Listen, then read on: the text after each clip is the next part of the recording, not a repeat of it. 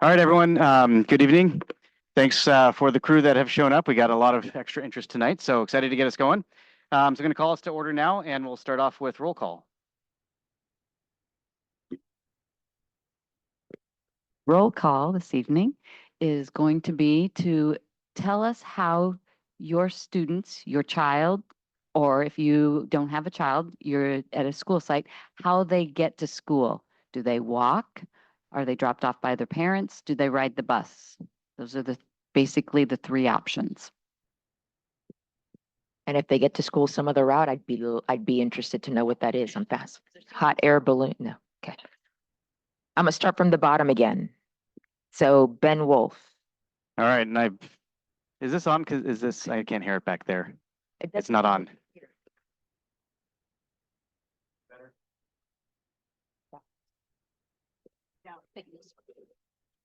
Okay, that's better. Yeah, I'm a little bit ashamed, but my kids mostly get driven even though they're only 3/4 of a mile away. So they should be walking or biking, but they get driven. All right. Janine.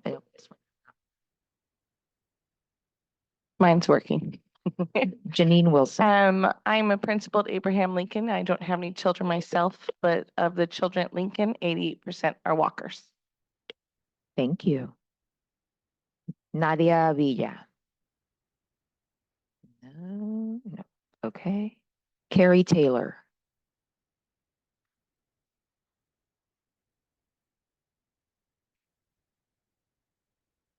Don't hold it, just push once and it'll go blue. I got it. Okay, I'm Carrie Taylor. I'm at Biella Elementary, and the majority of our kids walk. Some get dropped off, but then we have ESN classes that do come by bus. Thank you. Melissa Stewart. See, no. Yvette Minor.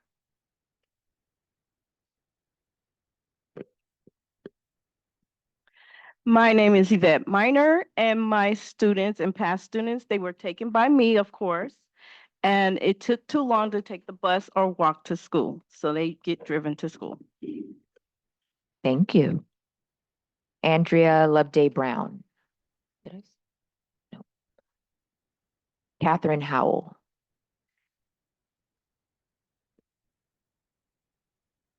No kids of my own, but the schools that I've worked at in the district, I think the majority of the time it was more kids were being driven than any other way.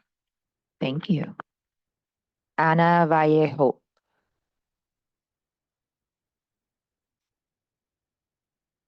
Okay. Because we live out of the district, we go to Biella. I have to drive my two younger ones. Also have to drive my kid to Pioneer. But when I went to Biella, we walked because our house was very close. Thank you. Herman Hernandez. I didn't see Herman. Nope. Kathy Hayes.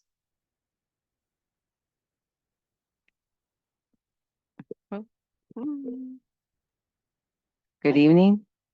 Okay, so when my kids went to Elsie Allen, they did a little bit of everything. Sometimes they got driven, sometimes they had the pleasure of walking. Working at Elsie Allen, we have a very large part of our population that either walks or takes the city bus. And then we have parents as well. Thank you. Ross Haas, sorry. My name is Ross Hawes, and I am a 6th grade teacher at Luther Burbank Elementary School. And I think currently we have a variety of kids that do walk because they're close enough. But over the last handful of years, especially since COVID, I'm noticing more and more and more kids just get dropped off by their parents. Thank you. Aaron Geary.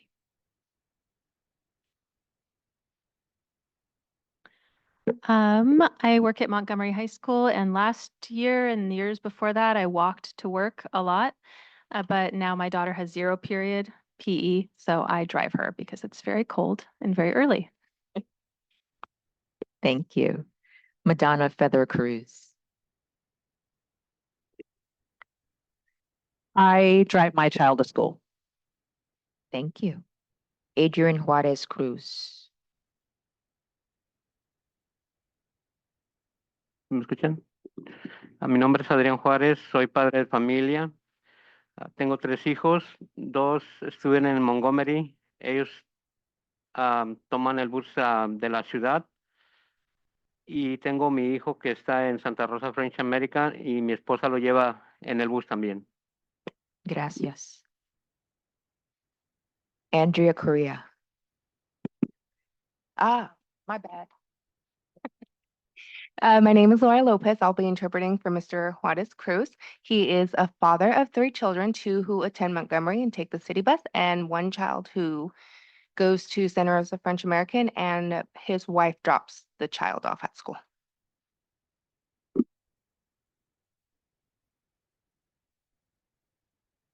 Go for it, Andrea.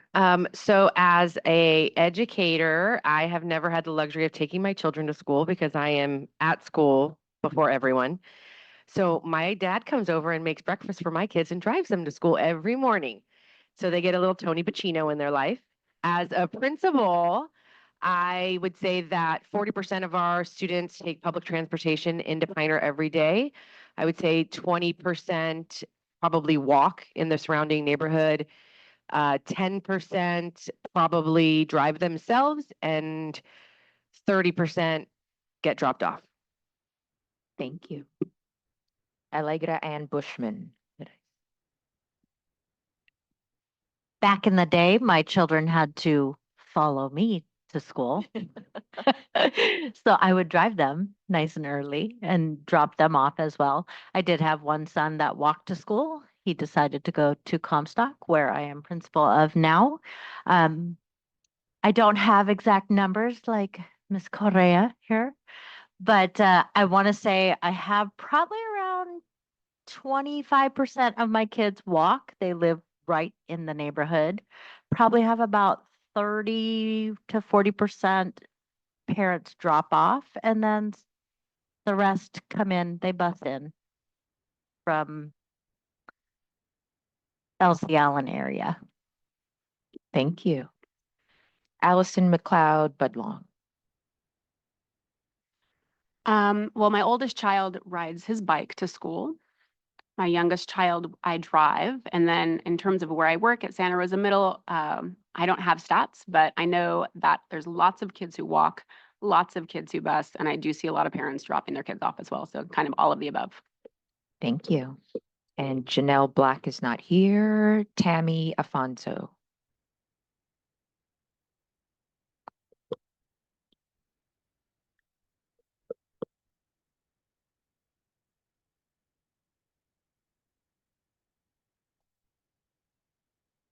Hi, I'm Tammy Afonso. Maybe get a little closer. Hi, I'm Tammy Afonso. My children went to Abraham Lincoln School and they walked to school along with myself. And then when they went to Santa Rosa Junior High and Santa Rosa High School, either I drove them at junior high or when my daughter got her license, thank God, she drove. Thank you. All right, we have a quorum. Okay, thanks everyone.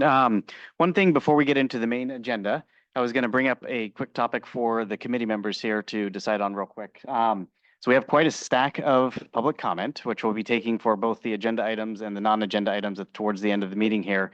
So currently we're allowing 2 minutes per speaker for public comment. I would like to propose that we decrease that to just 1 minute based on the time that we have here. However, we need to have committee consensus in general on whether or not we do that. So is there anyone that wants to discuss this? Do we need to talk through that consensus, or do we want to go with that?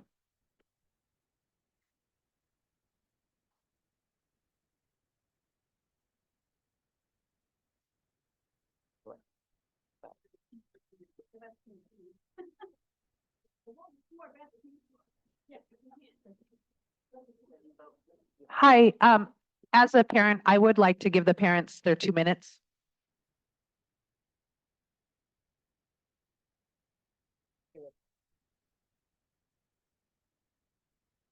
Okay, so from the committee members, unless any other committee members have something to say, let's thumbs up, thumbs down. So in this case, the thumbs up is we keep the 2 minutes. The thumbs down is we go to the 1 minute.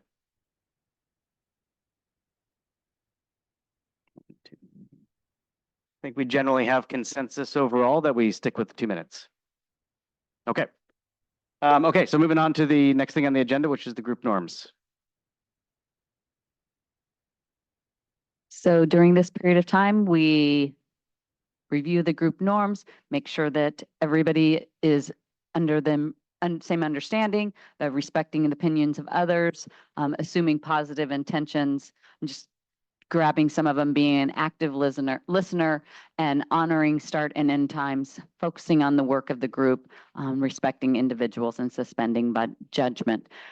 This is also the time where if there are other parking lot issues, I add those.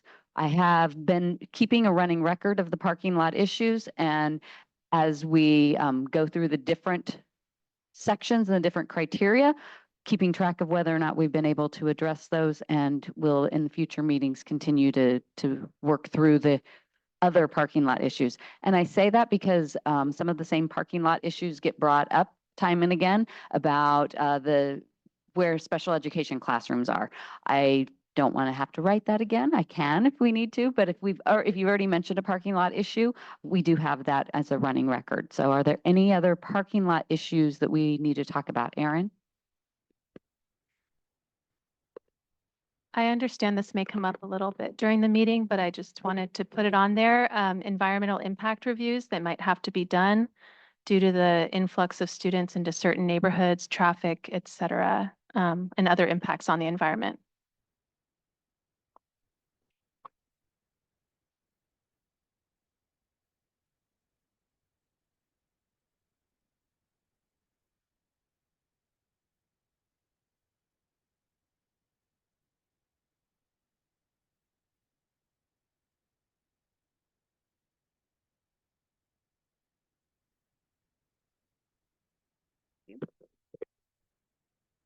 I apologize if this has already been put on the list, but I'm wondering about the fiscal impact of busing with school closures, and maybe that's part of Joel's report already, but that's something that. It is on the list, but I'm going to add it because I think that we will talk about it tonight.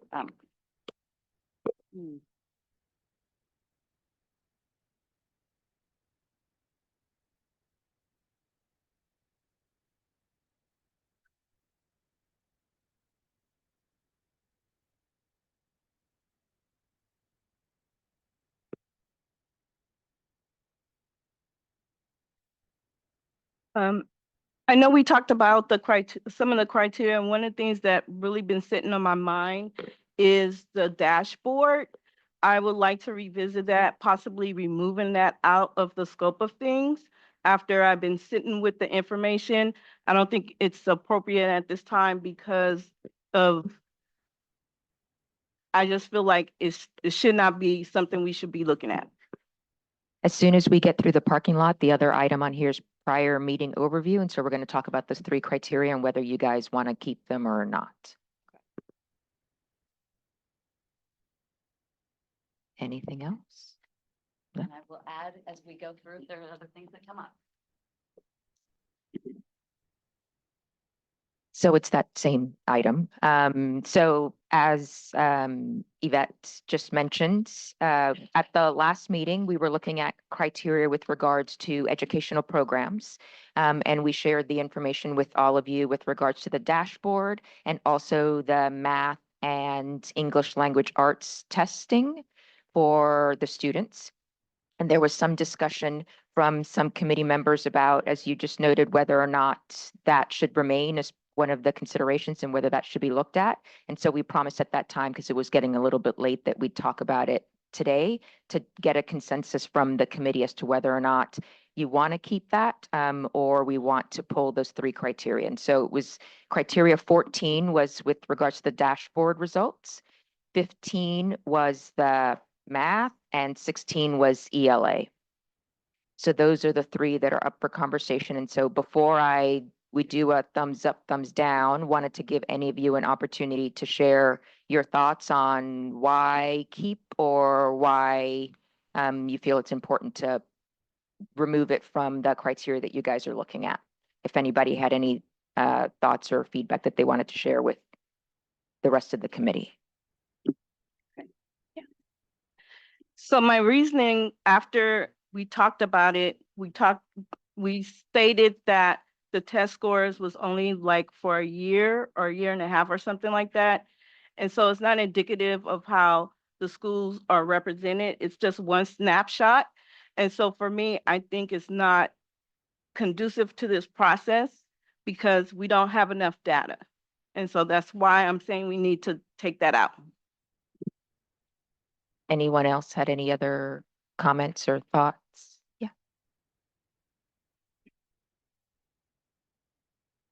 All right.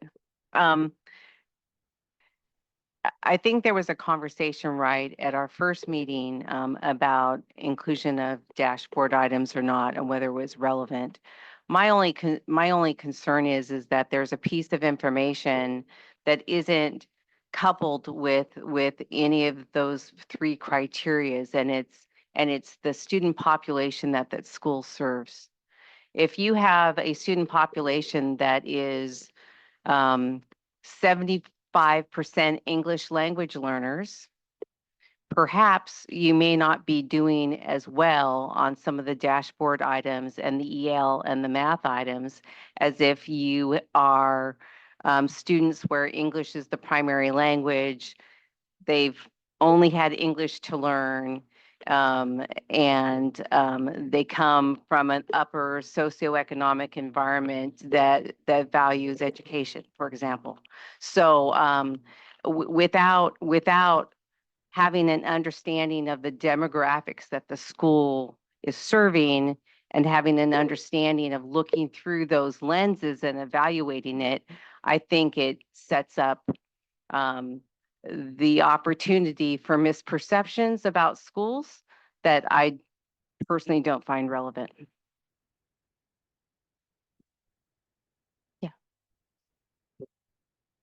I am conflicted about the ELA and math scores. I teach at a school that is predominantly second language learners. Taught at that school for 26 years. I remember when we did the APIs and we were sitting at, I think my first year teaching was 541. And we did climb up to scratch 800. I think if this criterion was, if we weighted it unfairly, if we had it where we didn't have so many other things to look at, and being that the board, I think, is educated enough about our district to know there's so many different facets to look at. I guess my worry is we have I have to acknowledge there's a lot of students that our district has lost to other districts for a variety of reasons. It's not just one thing or one newspaper article. But the reason I said this, I think in the first meeting, one of the reasons why our freeways are so jam-packed as soon as school starts is because nobody goes to their neighborhood school anymore.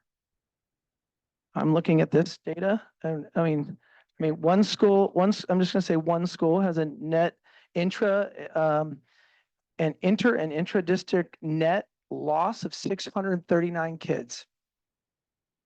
It's irresponsible to completely, I'd love to have an exit interview with every kid that left, because it's hard to make decisions. We just had an election, folks, and a lot of surprises on everybody's little ticket about why people made decisions they did that we didn't think they were going to make.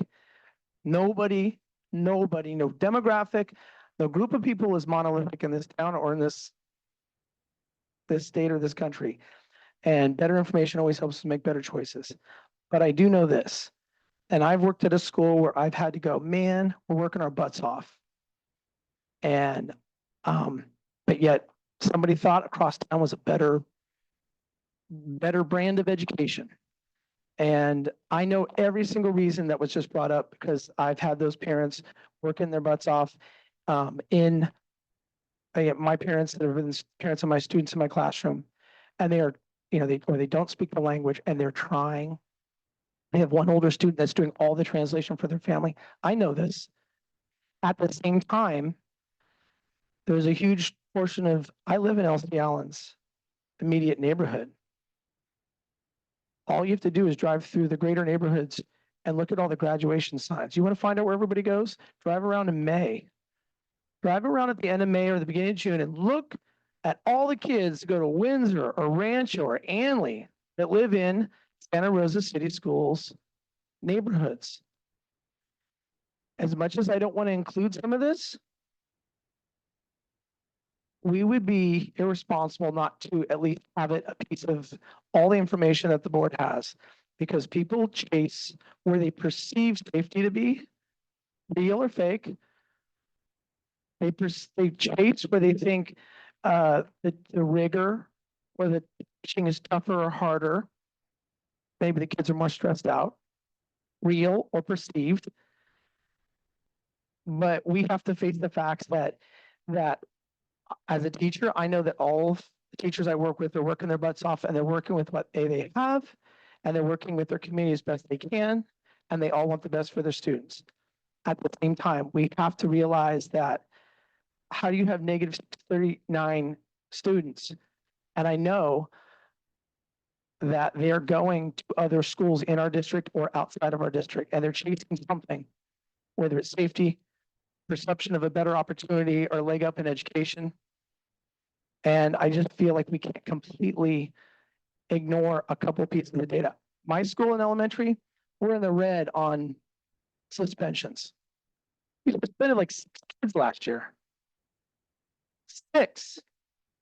But because the difference in percentage from the year prior, which was 0, was such a jump in percentage, it throws our color into a skew. So there, I understand that.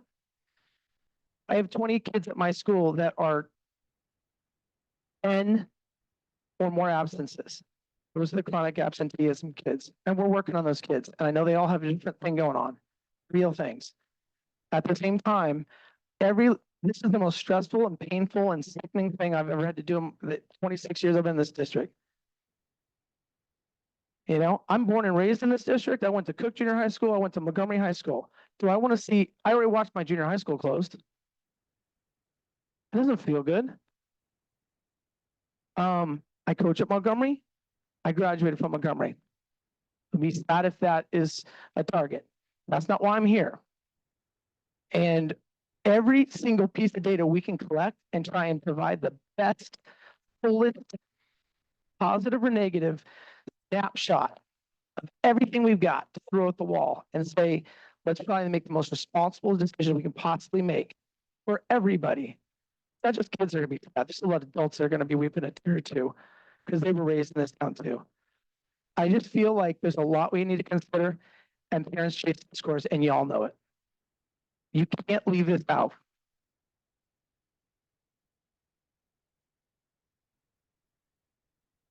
So first I want to say go Mustangs.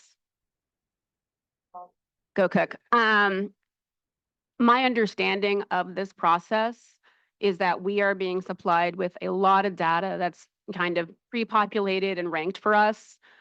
And then we, as a committee, are going to discuss, debate, ascertain weighting to a certain degree. And so I lean towards, I won't go into it with the depth that Ross did, but I lean towards keeping data rather than throwing it out, because I feel like I trust myself, and I hope we can trust our committee to, as we're looking at ranking, decide on the importance of each piece of data in the decision to come up with the recommendation. But I think more data is better to have, and then we decide when we get to that finish line how it's weighted versus excluding data. Anyone else before we? Yes. Thank you. So as I've been like reviewing the data that we have, a lot of the red is, for me, it's a red flag, because the areas of the schools that have high reds, you know, I wonder what the child's like ACEs score could be. And if we, like the gentleman talked about, there were 6 suspensions, like I wonder what happened to them, and how like as community member, you know, to help the students. Because I volunteer a lot in the schools, so I'm talking to the kids, and to know like that there's a worry for food for their parents, it's really concerning. And a lot of them, you know, they would want to be here, but they have to have another job. And so just thinking of the kids, and not only the kids' ACEs score, but the parents' ACEs score, like my ACE score is a 10. So this is a hard position to be in. And just, I'm thinking of the areas of the school that have the most red and what maybe the child, but not only the child, the parents dealing with. Thank you. Anyone else? All right, so we're going to do our thumbs up, meaning in this case, we are looking at eliminating criteria 14, which is the California School Dashboard. Criteria 15, I'm pretty sure math is first. And criteria 16 is the English language arts. And those last two are the actual SBAC tests versus dashboard, which includes suspension rates and chronic absenteeism, English learner progress, etc. So thumbs up if we want to eliminate those three criteria. If you can live either way, down, and if you want to keep them, then you're giving a thumbs down. All right, so the vote is, do you want to eliminate those three criteria? Go for it, Andrew. Yeah, of course.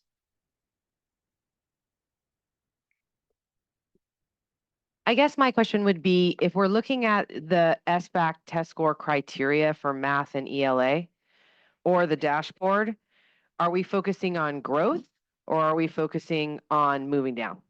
And I think that would be the difference of whether or not I would be open to considering having that be a part, because there's very different when you look at the score. So if you look at it over the course of 3 or 4 years, are the schools moving up or are they moving down? So I'll say two things to that. On the dashboard looks at two things. It looks at status, which is current year. Current year is always the year before because that's where the data is. And then it's looking at change. So it's looking at the year before that plus that current year. So it's taking into consideration what the either growth or decline is for whatever the given indicator is. And so that's where you're getting that color, is it's looking at both of those aspects of it. And I'll go back, and I think Allison said it pretty well. When as the committee are having conversations and coming up with your recommendations with regards to school closure, you'll be having those conversations. You know, is this more important to me than this piece over here? You have, and as Ross said, you have a lot of data that you've been provided. This is one piece of that overall conversation of what we believe that this school should be on the list for closure for these reasons. And it could be based on that information that you guys are looking at that or not. But that really is that conversation that the committee is going to be having. We aren't providing you this information for you to say, this is the only thing you're looking at, or you have to, you know, weigh this the highest of everything or the lowest. That's for the conversations that the committee is going to have as to how you're going to look at all of that data and come up with those recommendations. Okay.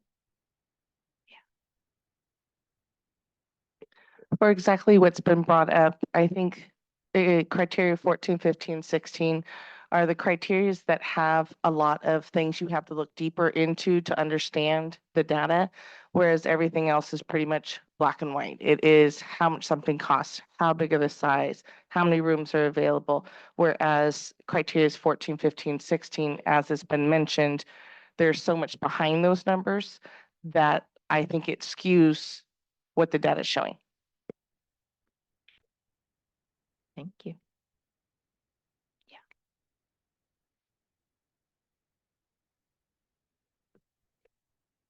I just want to make sure we're here to decide on the cost of items and to bring in whether a student is at this level in their education or they're this one or they're progressing this way. I don't think has to do with anything that has to do with monetary issues. For me, I think you just had to bring it closer. oh, sorry. I don't feel that we should be judging a student and where they are in their education as they're progressing forward. My understanding is our duty is to discuss and make a decision based on economics of the school. And is it feasible to keep this school opposed to this other school and maybe consolidate over here or consolidate over here? I don't see why we are looking at this piece personally. So what you're looking at is to make a recommendation to the board with the potential of school closures, and not simply looking at economics. I understand that the Budget Stabilization Committee, Fiscal Stabilization Committee, was recommending school closure to help meet the budget gap. And so that will determine, I need to close one school or I need to close 500 schools, just to exaggerate. That's where the economic piece of it comes in, but the data that you're looking at is economic. It's looking at, bond funds, costs, et cetera. You are looking at facilities, the condition that they're in, what's needed, those types of things. You're looking at capacity. So you're looking at a broad brush of things, not just the fiscal. And that's why the academic data was also presented to give you a broad picture of each one of the school sites and what's happening at each one of those school sites.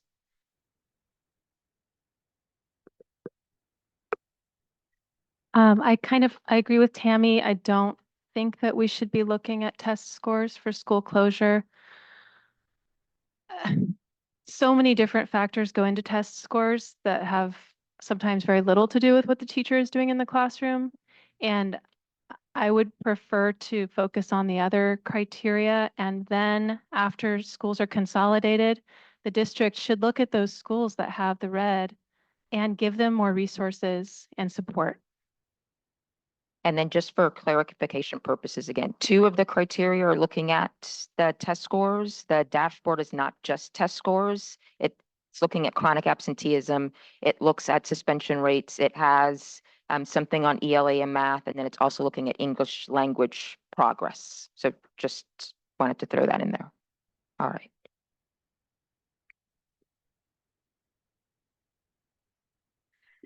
So I think we should possibly vote on each criteria separately, not as a total thing, because for me, it really gets back down when you look at Santa Rosa City Schools, we're looking at the absentees. We can get that information from just looking at Santa Rosa City School instead of individually at schools, because it's not a school issue, it's a district issue for me.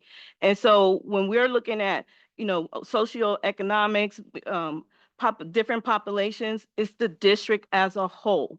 So for me, that is something that needs to be fixed on the district level, and that should filter out into the schools and monetary, whatever that is. It is a district issue, not necessarily a school issue. So that's why I'm saying, so there's parts and bits of the information that I would really like to keep, but some of it I do not want to keep. And for me, it has to do with the district itself. There's stuff here that needs to be focused on that level and not necessarily school wise.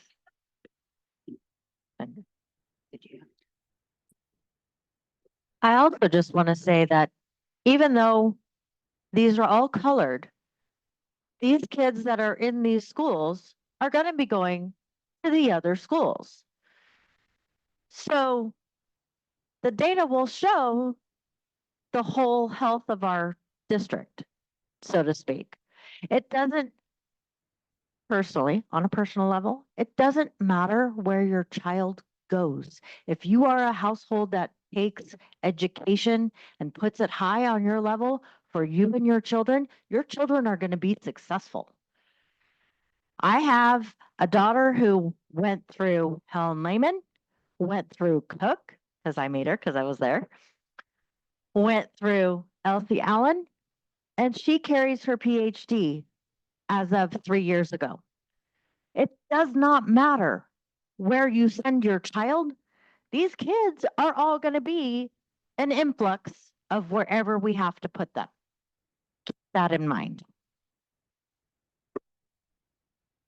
All right, so following Yvette's suggestion, we'll split, I would argue 15, which is, 14, which is looking at the dashboard.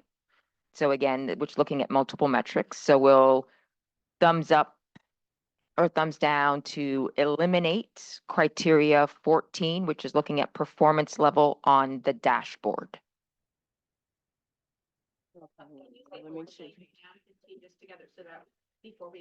So, yep. So 14 is looking at performance levels on the state's California school dashboard, and that looks at various state indicators, which is chronic absenteeism, suspension rates, English language progress, and it does look at not the exact scores for the test, but that progress on those. So that's 14. 15 and 16 look at the actual and not look at the scoring and the percentage of students that either met standard, didn't meet standard, etc., on the English language arts statewide assessments and on the math statewide assessments. All right. So looking at 14, that's the criteria to deal with the dashboard. A thumbs up if you would like to eliminate the criteria. Thumbs down if you want to keep that criteria. So now I'm going to have to count. Hold on.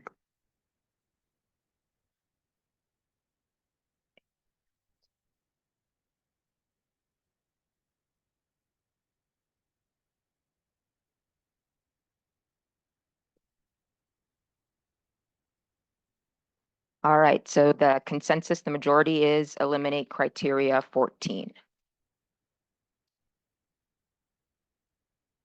So criterias 15 and 16, those are the two that are looking at English language arts and math, and the test scores or the percentage of students that have either met the standard, nearly met, not met, etc., on those two, on the standardized tests. So again, thumbs up if you want to eliminate criterias 15 and 16. Thumbs down if you want to keep those two criteria. Probably the same count.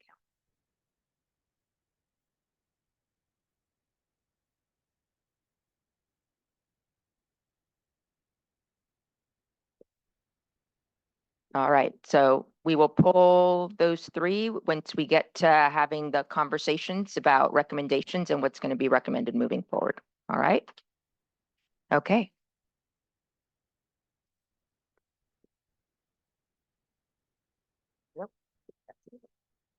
Okay, moving on to meeting minutes review. So again, this is not a vote for approval of the minutes, just review. And if there were any comments that need to be made for additions, edits, clarifications on the minutes before we finalize these.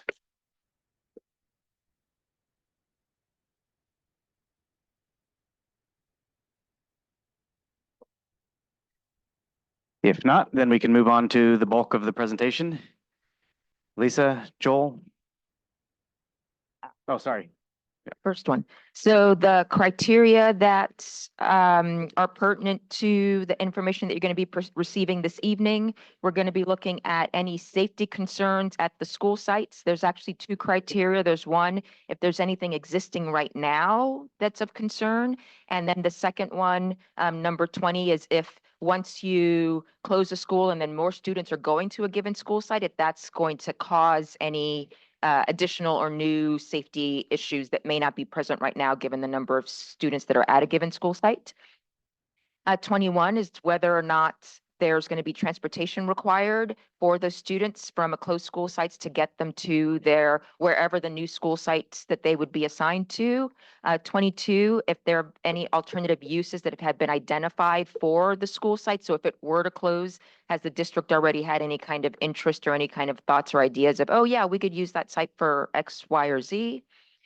23, we wanted to look at the proximity to non-district schools that might be open or available effectively to compete for the students if that student's school site is closed. 24 is looking at would the district benefit from net savings if that site is closed? And then lastly, 25, what the per student operating costs are, excluding staff. because staff is, depending on where programs go and how the district decides to allocate programs, that has the impact really on staff. And so we wanted you guys to look and see what the costs were to operate that physical, basically location, outside of looking at what the staff costs might be. So those are the criteria that we're going to be talking about. And just to keep in mind as Lisa and Joel and others are going through the fiscal presentation. All right.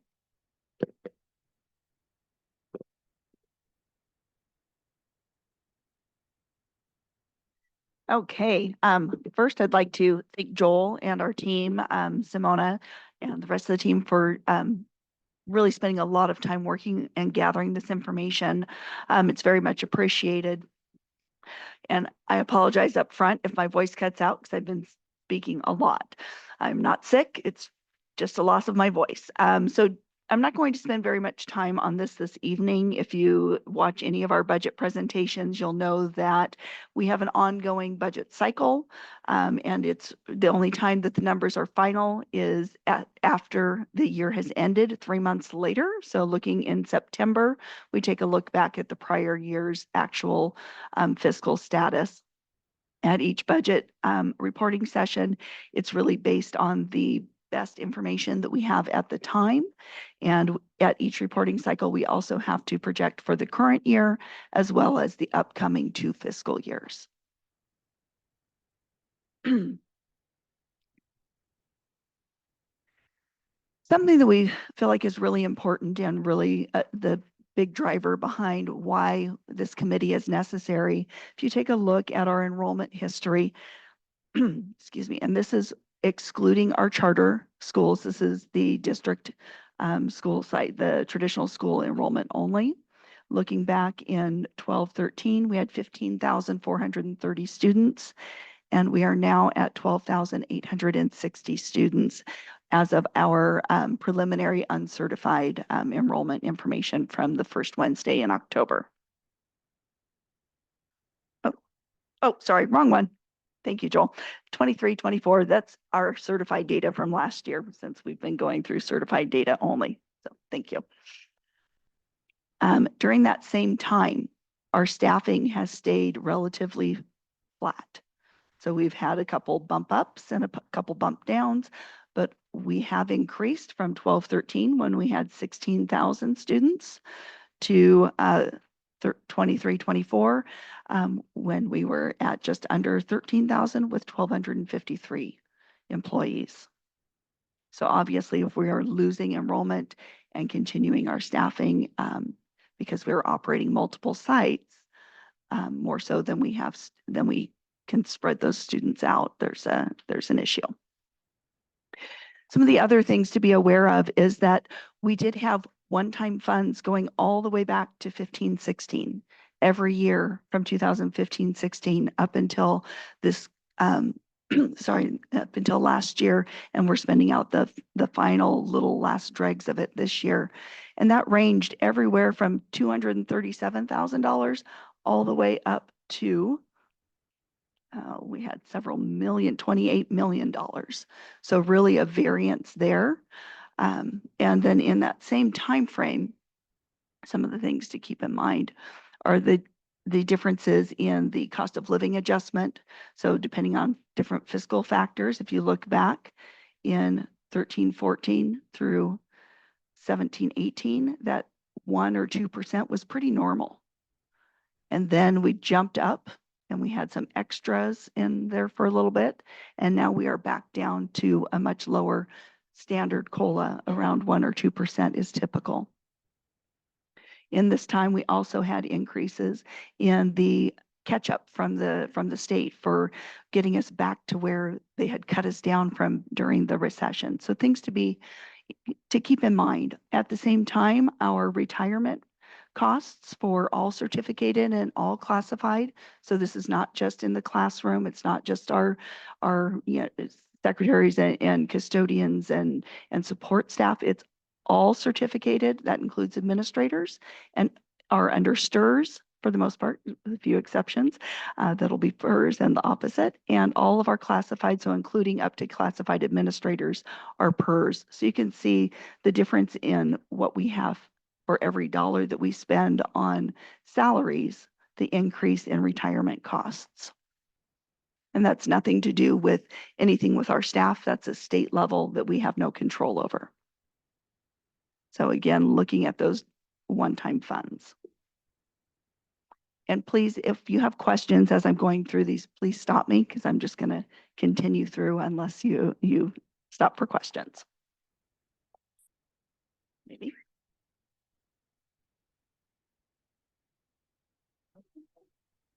Okay, Yvette. So my question actually has to do with the enrollment history. And so I guess it's not for this room, but because of the decline in of students, at what point, I don't know if it's the board or the district or whoever could have said, let's do cuts. And so I don't know if that's a question for here, but looking at that graph, it says a lot. And then it makes me wonder about the fiscal responsibility and all that. So thank you for that question. And actually, we've had a fiscal stabilization advisory committee in place for a number of years, and they have made recommendations to the board for reductions. There are two pieces to it. One, yes, those one-time funds came in and essentially staved off the cuts. You can see there was a little bit of fluctuation up and down. At the same time, if we are operating more sites than we have a need for as we spread those resources out, we have to continue. You can't just transfer all of the staff to one site if we keep those schools open. So that is exactly the catalyst for that. There are certainly things that cuts could have been made deeper earlier on in the process.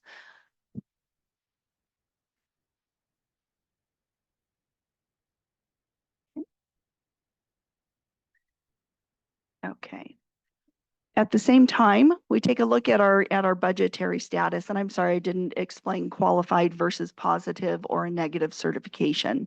At each of the interim budget reporting periods, so when we take a look at how we're doing through the year, first interim is in December, which is the activity for July 1 through October 31st, and second interim is the activity between July 1 and January 31st. We're required to provide a certification or a declaration of whether we expect to be able to meet our obligations, financial obligations. So can we pay our bills in the current year and each of the subsequent years? So if we're qualified, that means we may not be able to. So that means that there had to have been a fiscal stabilization plan to make adjustments to be able to meet those goals, or pay those bills, or there was an increase in revenue or, something of that nature that offset that. And if we have two qualified reporting periods in a row, so first interim and second interim, that's when we have to do a third interim report and say, hey, are we on track? If we go to the following year and we have another qualified, then that involves more, that requires more involvement from our County Office of Education and potentially FCMAT, the Fiscal Crisis Management Assistance Team. And that's kind of the precursor to those state takeovers that, happen if districts can't right size on their own.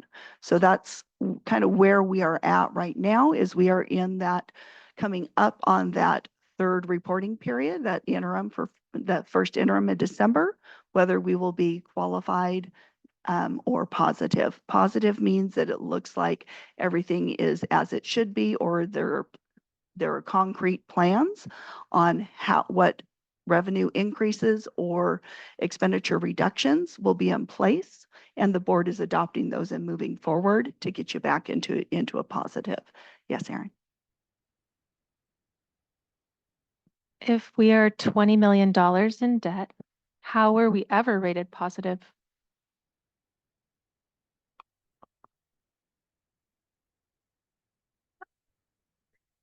Because of the one-time funds. Follow-up question. Weren't those restricted funds not I mean, I know as a teacher, I was told they were restricted. So can you please explain that further? Absolutely. So depending on the pot of money, the different types of one-time funds, some were unrestricted, like way back. If we look at the Governor Brown one-time funds, those were to pay back essentially for things that the district already provided that the state owed money for. But when you get into here, that's a little bit different. And we're getting into COVID stimulus and things like that. Those were given with some very broad buckets, mainly to continue operations and to provide additional supports. So they were really broad as far as what they could be used for. And the district, as did most districts in the state, use them to continue operations to provide. One of the directions was actually from, I was a little frustrated when it came out from the White House that we should use it to provide staff increases to recruit and retain, to help address issues in our salary schedule, because that's not how you're supposed to budget. You don't budget one-time funds. You don't budget your savings or a bonus for your ongoing costs. Yet that was actually the directive during COVID to do so. Yvette and then Ross. Can you go back to the positive? Yes, this. So I want to make sure I'm clear. So if have one more qualified, you stated that we would be taken over by, okay. No, it doesn't. It doesn't immediately equate to a takeover. What it means is it starts down that road. So there are steps to go through before you actually get to a takeover, but it essentially would involve our county office coming in and really being having a heavier hand in our finance oversight and bringing in the fiscal crisis management assistance team to do a review. And when they do a review, it is from a standpoint of what are you doing wrong, not what are the things that are right, and here's what you should also do. So that's where it's better if we can address things on our own. We don't want to get into that situation if we can avoid it. Right.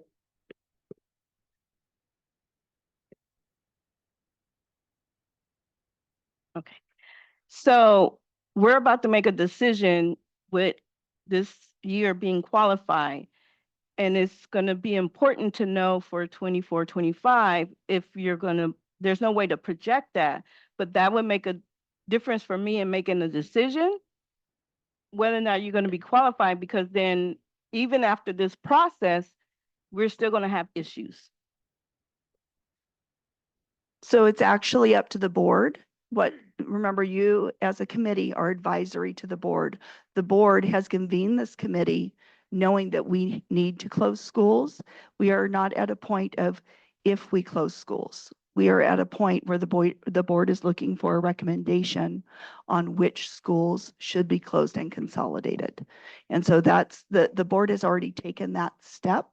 And our fiscal stabilization committee makes a recommendation to the superintendent on the dollar amount that they would expect to see included in that fiscal stabilization plan that would be adopted by the board. And that would be a combination of school closures and consolidations, staff reductions, other areas that we can identify for efficiencies. There are a lot of things that go into that. And so that actually is a special meeting on Wednesday. That the board makes those decisions. They are looking to this committee to review all of the data points and to have those difficult discussions, to take the time to say what are the important factors as we make a recommendation going forward. And I just want to speak to a moment to the process that school services is taking us through. We are following the data points that they've provided in the scoring criteria align with the best practices according to the California Department of Education. So each of those criteria, including the academics and the chronic absenteeism and all of those, are actually part of that best practices from the state of California. And those are required for districts that officially fall under fiscal distress we don't officially fall under that, even though $20 million, because we haven't gone through that state, we haven't gone that far down the road yet. So we're following those same best practices, looking at it in a way to make sure that when somebody comes later and asks the board, did you consider all of these things? And we can say, yes, all of this information was presented to the committee, and the committee made recommendations and rankings based on that data. And then the other qualitative data that's, really specific to our community. So I don't want to belabor it too long. I'm sorry, I probably did. I want to move us along, but that's the reasoning behind why the information is being presented to you in each of these, little chunks over the first 5 meetings, and then next meeting we start talking about the analysis. I was going to ask something different, but Yvette, I 100% have to echo. It does seem cart before the horse a little bit. It's like if I was going to decide between what I would recommend to somebody else to make a decision, if you were between A and B school has a couple of really good other alternate uses that could generate money for the district, and versus site A, if you close one school and it just sits there and the savings is all just in sitting there and not actively mowing the lawn as much as you would or turn the lights on, or having it fully staffed, versus, you could do the same thing with another site and you have, you can actually generate revenue. It's like, gosh, I might think differently, right? And it seems like that would be something that hopefully the board considers, because that makes fiscal sense.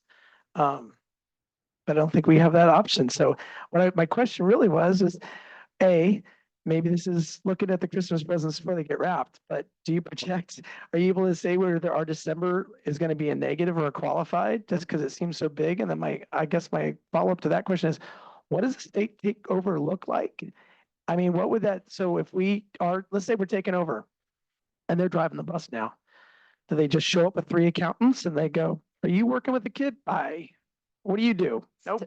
I mean, how butcher knifey is the state takeover look like? What do the average people at home need to know about what a state takeover really looks like? So I want to just hold on, because we're going down this path, and we need to, our goal here is a recommendation on school closure. And we want to give you an understanding of what the district finances are, but being cognizant of time, the number of public comments, and where we have to go this evening. That's a conversation that at some point afterwards, if you want to learn more about that, then Lisa can sit down and give you a lot of that information. But I want to try to keep us focused to meet our goal here.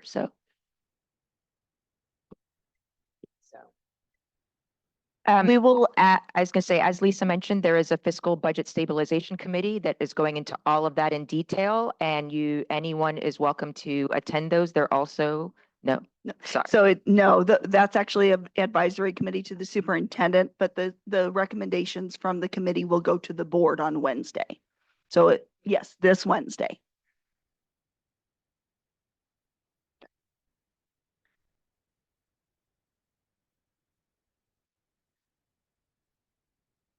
So again, looking at our deficit spending, I'm not going to continue to spend too much time on these. This is background as to how we got where we are now.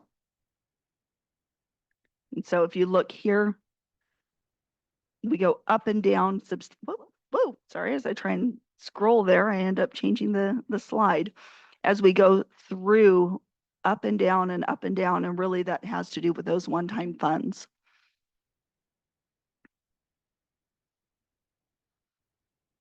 So when you think about the budget, really we would look at it in comparison to your personal budget, as we kind of talked about ongoing versus one-time funds, and always trying to get to a balanced budget.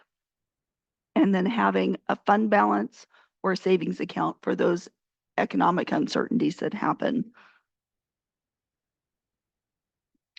So again, it changes multiple times throughout the year. Each time it's really based on the information that we have at the time. Where are we trending? One thing I will say about this year is that there were things done differently this year. We did transfer staff between school sites, split staff between school sites, trying to make sure that, when our enrollment came in lower than projected, that we did not increase staffing, just because we had an increase at one site and a decrease at another. And just an overview of all of the factors that go into what our expenditures are. Sorry.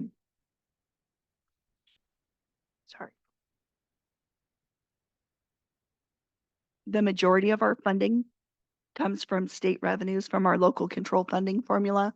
So the majority of our funding is driven directly from average daily attendance.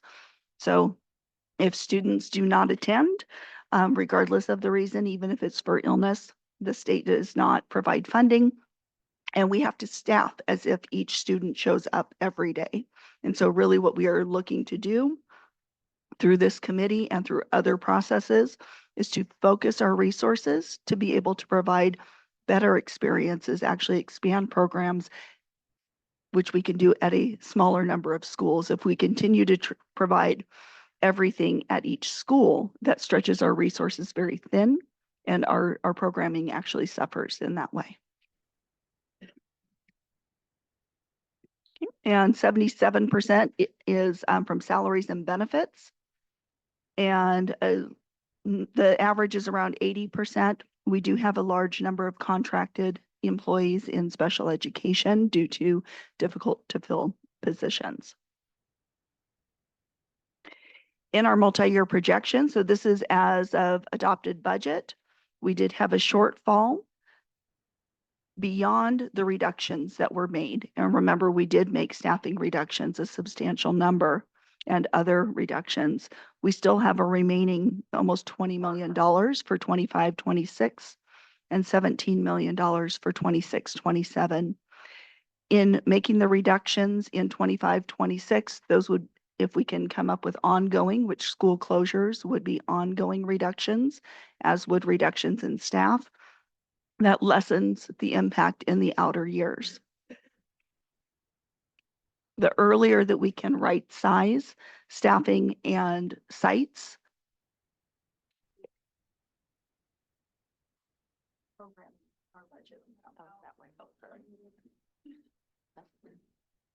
the more stable, sorry, the earlier that we can make reductions that are ongoing, the more stable our budgeting becomes in the long run.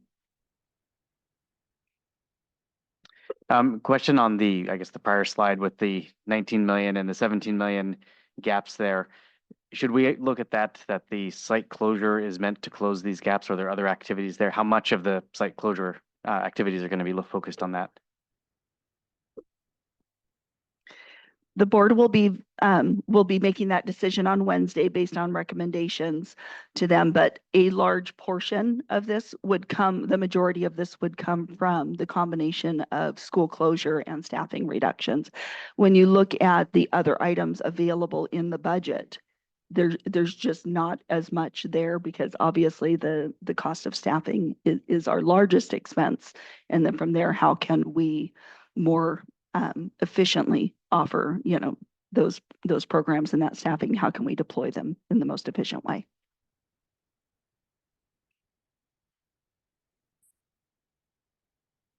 Okay, so looking at specific costs when we are looking at elementary schools. And just a reminder, the abbreviations are at the beginning of the slide deck. As we look through here, instruction is going to be teachers, but not only teachers. It's also going to be just, the textbooks and things that are provided in the classroom. School administration is not just the principal. It's anything that is involved in the running of that school. So it's going to be the office staff and other things that fall under that category. Janine, you make a whole lot. No. Yeah, so it's there are multiple factors in each of these categories. Family and student engagement. This is going to be our student engagement activity workers, family engagement facilitators, all of the things associated with that. guidance, counseling, and restorative. That can also, that's gonna be your restoratives, your counselors. Also, Joel, just for clarification, is that including if there are school-based therapists assigned, or are those at the district level budget only? So the school-based. Yes, the school-based therapists are at the district level. Thank you for, perfect. Thank you for the clarification. Noon supervision, I think that's pretty self-explanatory. Media library, plant service operations, that's going to include custodial and your utilities and things of that nature. So this is the total school direct costs. We would not recognize that full amount in a school closure because some of those staff are still going to have to go to another school site.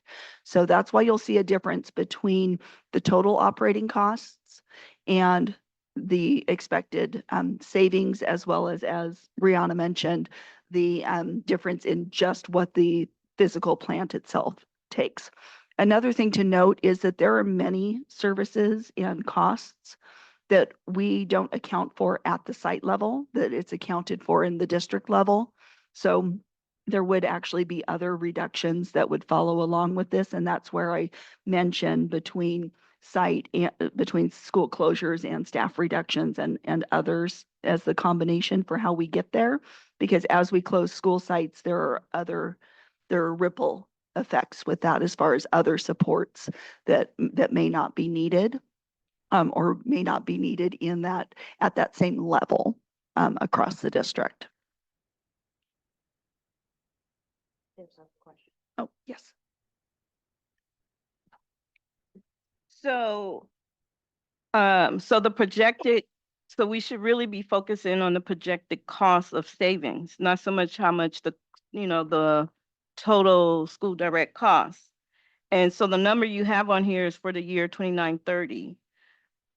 And so will we have any cost savings for any other years, or that's when it's going to start making a difference? No, the 2930 there is really only because we've been looking at right sizing for the future, because that's really where we get to. So that's taking a look at where the projected enrollment is in 2930. That's really all that is there for, is a guiding, a reminder of where we're headed at each for projected enrollment at each of those sites.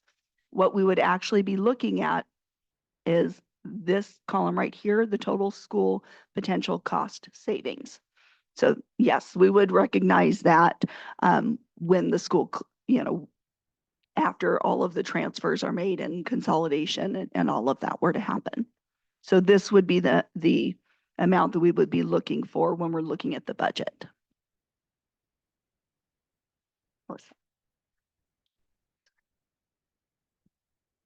This might sound like a weird question, but as somebody who has been away from a building for a while and then come back to it, the maintenance that has to take place during that time, you can't just close a school and abandon it. Are those projections in here for how much that's going to cost? Not specifically, but that is one of the reasons why we don't look at recognizing the entire cost of operations as a savings, because there will be other things that still have to happen. So part of that maintenance, the staffing, things like that you won't see a full realization from. Yeah, and sorry, thank you, Joel, for the reminder that also our maintenance is actually out of a restricted fund. So this is only looking at our unrestricted funds. So the cost savings, we would actually have some restricted dollars that would be saved in several columns on here as well. But because those are restricted dollars, those may have to still be expended somewhere else, or they may not be at all. So. Yeah, just maybe a clarifying question or a request for some additional data. So this is looking at cost savings.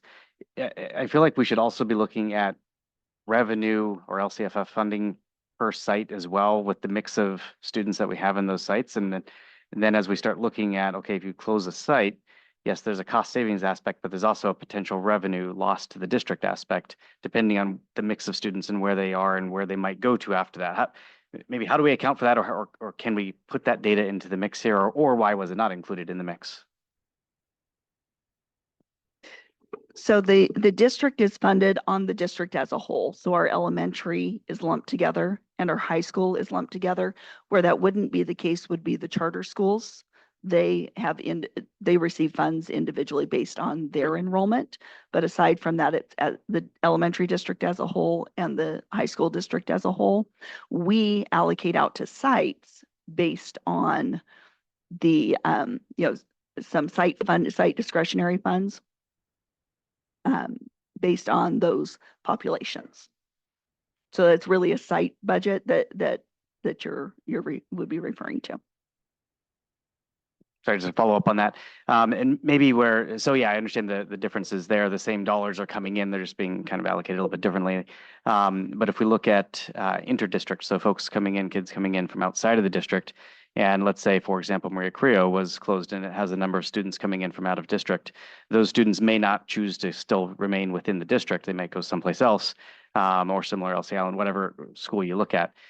Is it possible then to put that, maybe it's really just focused on the inter-district aspect of things and how that could affect a site closure cost realization?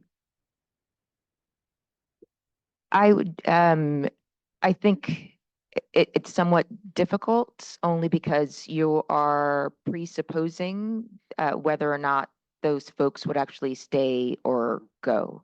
And what we're really trying to figure out again is that cost savings piece of it, and trying to figure and looking at what those costs are to operate each one of these school sites, and less about those revenues that are coming in from LCFF, which is really just on the number of kids that are at the school, at the district as a whole. Am I correct in remembering that looking at other districts that are in proximity is something that we'll eventually get to? And so I know that we went over the data in a previous meeting in terms of how many kids are coming in from out of district at each site. We have those numbers. And so maybe there's whether that's a data pool that you guys can pull to kind of put that side by side, which school might be closing that has a adjacent out of district campus that historically has been pulling kids from, so maybe that's just a layer that we can, I don't know, get to somehow. We'll look at the information with regards to which ones have nearby schools, and effectively when you look at it, all of them have nearby schools. So we'd have to see if there's any way to, I guess, combine those two pieces of information. Interesting.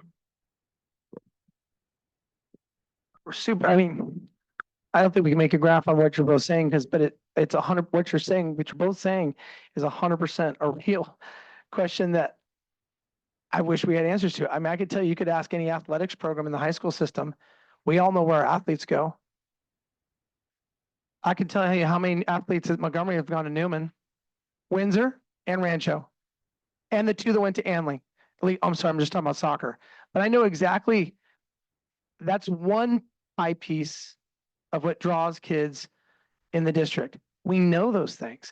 And if you close one school versus another school, we do have forecasting data.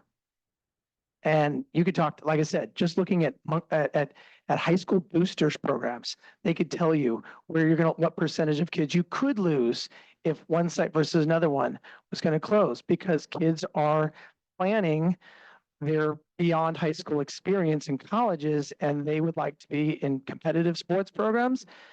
Some leave our district because we don't offer lacrosse. And we know this because they cite why they leave. So I'm just saying that it's stuff that we don't know some of that. And 100%, then if we're going to close one site, you could close, again, site A, you could have an exodus of a certain percentage of that entire school, versus if you close site B, you would have a smaller exodus. Hard to predict, hard to make a graph out, but that's what's scaring the death out of me, because we could then, I thought I heard at the last board meeting or something, like if we improved our overall district attendance by 1%, we could regain $5 million Was that right or wrong? over 5 years. So, yeah. Okay, but still, I mean, that You're- shows. But when you look at that and I go, well, we were at 19 million, then it was 20 million, then it was 25 million. And I'm worried that like, if we have an exodus of too many kids, you look at these graphs, butts and seats equal dollars from the state, and that keeps our district open. And we need to make sure that we maybe whatever we do, I would love to make a decision that was the most informed, where we lose the fewest amount of students in fleeing if we close the wrong school. That's. So we will see what information our information and evaluation team can pull. Manuel's pretty amazing with his team, with what they can get. But for tonight, if we can, for the data points, that would be part of the later analysis discussion. And so this is just representative of what we can tie back specifically to each of those sites for literally just keeping the lights on, essentially, and just those basic services.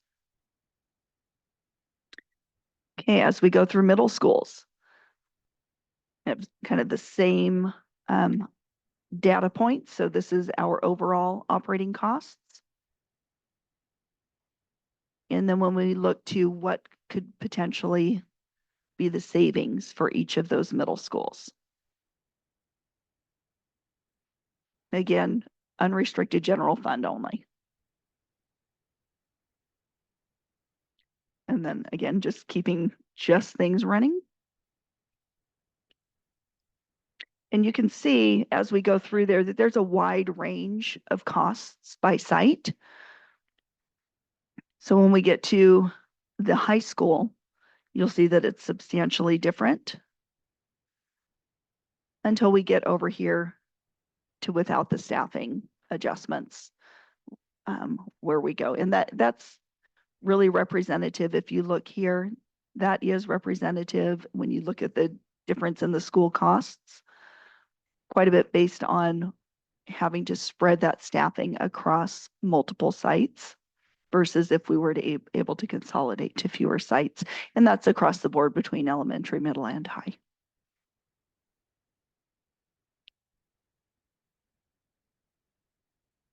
I'm not going to spend much time on each of those. Yes, Ben?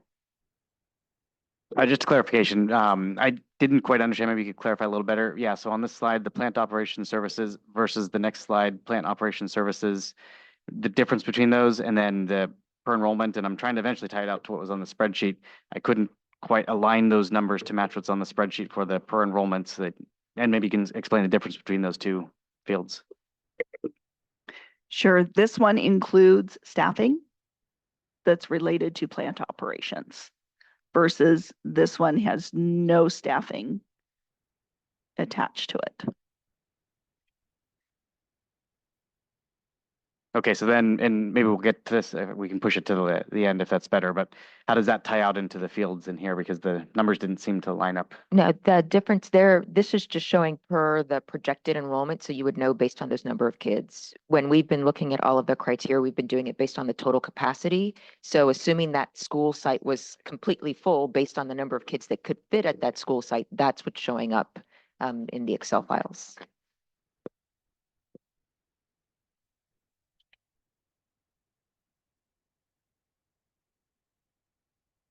Okay, and then the same information related to charter schools. Charter schools are not funded out of our general 01 fund. They have their own general fund of unrestricted, essentially.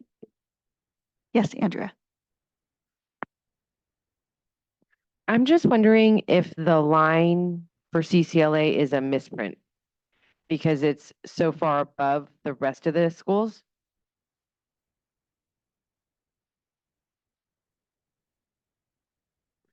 It's on Charter School 2020.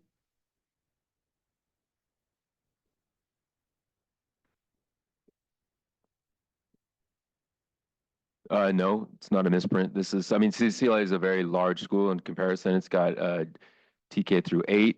It's got, I think what you might be seeing and comparing it to is the Santa Rosa Accelerated Charter, which is relatively very small. It's a fifth and sixth grade, two classes. So comparison, yeah, so the abbreviations are CCLA, then Santa Rosa Accelerated Charter School, Santa Rosa Charter School for the Arts, and Santa Rosa French American Charter School. So that, yeah, there. And, yeah, sorry.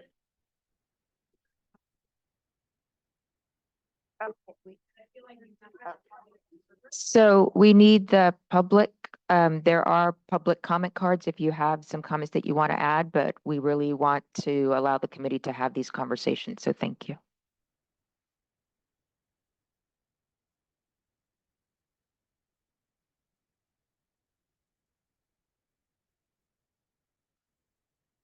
Okay, and so as we move, I'll add one other thing. CCLA in school administration, they're like, just another thing, that is not only school administration. It is other things. And CCLA does have a high supplemental concentration gap funding that as opposed to those other charter schools that have less of that allows them to spend more in that category.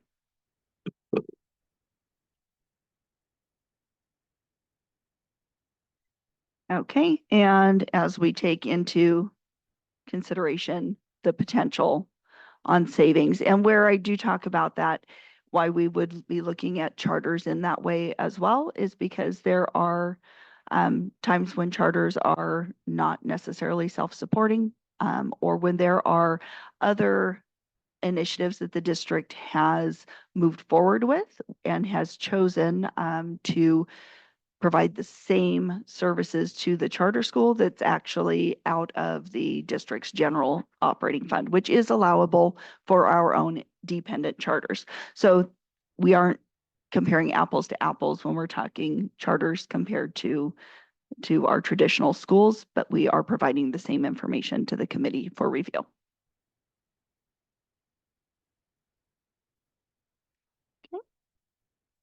Okay. Yes. You said the charter schools have their own general fund, but this chart is showing Santa Rosa City Schools expenses.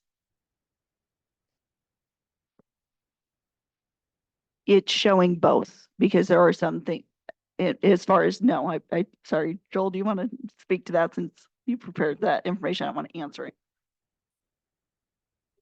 Yeah, so the general fund 01 is where we certify positive, qualified, or negative. The charter schools do not have to certify. They have to just maintain enough revenues to cover their expenses. So, but we do show the for charter school costs included in that, or just because that's what the process we're told to include. Joel, when we were pulling the information for the charters, did we pull also the information from the positions that are staffed there from the district LCAP that's been identified? No. So no, we did not, because that is included in the district level LCAP. It does include their LCAP items, but no, if they're like, we provide them family engagement facilitators, it's not included. It's included in our MYP, but none of these school level cost savings. So that's something that would be a savings. We should include that somewhere, but not in this specific criteria. Thank you.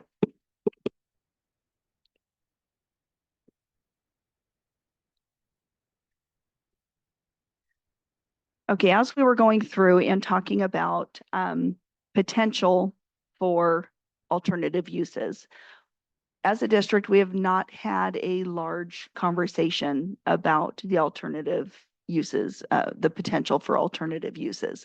It has come up in some discussions, mainly in this committee, I think, where you have asked questions. There have also been questions raised in our facilities advisory committee meetings regarding some of these questions.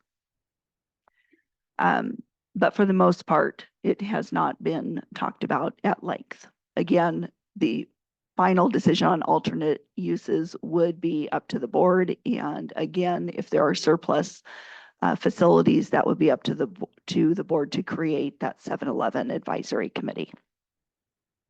So the legend is red for we don't think it would be possible, and there are various reasons for that depending on the school and the use.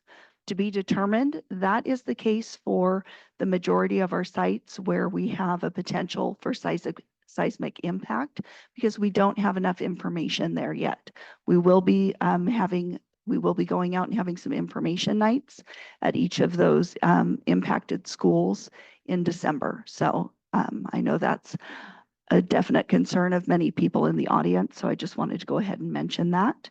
And then green is that it's most likely possible. There are factors that, we can't, looking at it just at first glance, most of these things have not been really vetted yet. It's just for discussion purposes and information for this committee.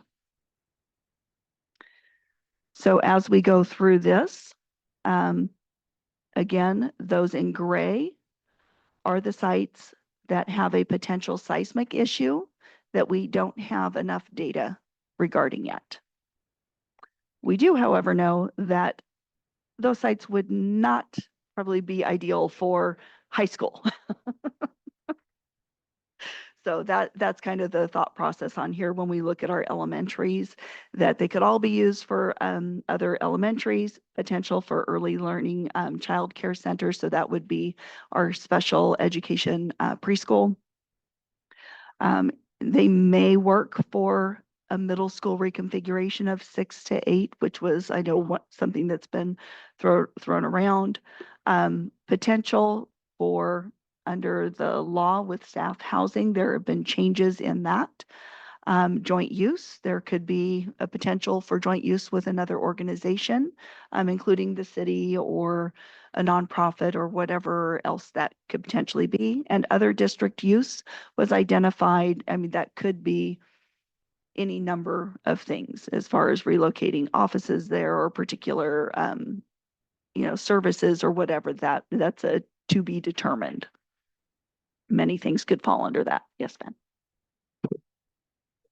Ben. Same question that I've asked before on the to be determined, and it's in the captured in the minutes a couple times, but I guess timeline for understanding the to be determined and how do we consider that in the mix of things here?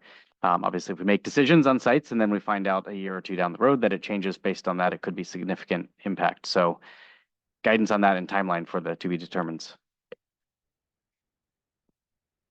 Unfortunately, at this, we don't really have a timeline for the specifics on that. It would be, the committee can have some caveats or rankings, based on with that information as an if then, if the committee should choose to do that. But really, it will ultimately be up to the board to determine whether the trenching and exploration would happen at those sites or not. That's kind of where we are. We do know that in past iterations going to the board because of the exploration that's already happened around the French American site, that there's more information about that site than the others. So it's just those are newer moving into the mapping of the Elquist Priolo zones. We just don't have the data yet. We haven't had the same level of discussions there yet. And our plan is we have the parking lot questions. Some of it is data, some of them are questions just like that. And so when we come to the next meeting, really to have all of that information for you. So as you start to, the information that's available in some direction, so that when you start to have the conversations about which way to go, then you'll have at least answers to the questions that you've requested or data to the questions that you've requested as you're making those decisions. And looking at our middle schools, we say not likely possible for the early learning child care center for Slater and Rankin Valley because they are not in our elementary district. So some of our special education, that it does go through some, I believe we have some TK or pre-K in there. So we would want to keep it in our elementary boundaries. So we don't think it's possible, but Could it be explored? Potentially. But that's really where you see the yes or no has to do with what the elementary boundaries are. So Slater is outside of those boundaries, as is Rincon Valley, Comstock, and Santa Rosa Middle are within the elementary boundaries. So they have more alternate uses available.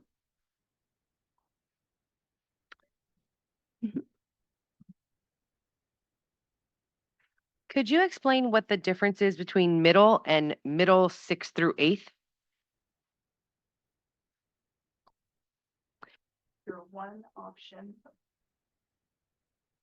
One option that has been asked to be explored or made as a recommendation for exploration is the potential to create 6 through 8 middle schools rather than having just 7, 8. So that is a potential for reconfiguration of some of our sites, but not all of our middle schools could have that because the 6th grade is actually an elementary, not a middle school in our district.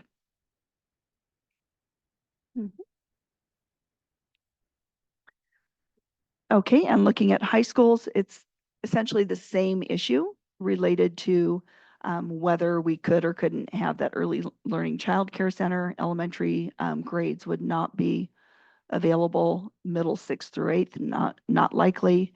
And same thing with K through 12. For our charter sites, and actually so Leela is on here, which is our Lewis Early Learning Academy. It's not a charter, but it didn't really fit anywhere else, and we didn't want to put it completely on its own slide. But it is the main building is not Field Act compliant, so we cannot house students in there. We do use it for staff activities right now, but that is not a site that we would anticipate any type of relocation or alternate use for. And then the French American Charter School, again, has to do with the Alquist Priolo zone and the amount of data that we have surrounding that. Charter School for the Arts is located in both districts and could be available for any of those uses that we are aware of. Accelerated, we have the same issue that it's in our middle school boundaries or our middle and high school boundaries, not elementary. And that is the same case with CCLA. And so there are issues that will have to be addressed with some of our sites in the future with location due to boundaries, but those are not something for consideration necessarily for this time. Yes. Can you explain with the accelerated charter, because it's 5th and 6th, which is elementary. So can you just explain how we got around that? We used to be able there was a change in law that no longer allows that. And so our grade levels now have to align with our district boundaries. And so unless we were to have permission from the district that it's within their boundaries. And same thing for charters that are currently in our boundaries. So, there are Santa Rosa and Sonoma County, in fact, are, there's a ton of charters that are located in boundaries that are problematic when it comes time for charter renewal. Yes. I have 2 questions. One is that a typo K through 12? I can't imagine kindergartners and seniors on the same campus. Could be cool, but I thought we were talking about K through 8. It is one thing that has been thrown out there in some venues as a could it be used? Doesn't mean that it would be or that it would be recommended, but we are looking at potential configuration options. So you could have a charter. Sorry, I turned yours off. You could have a charter, for example, that went TK through 12 or something like that. Ours go through 8, but that's.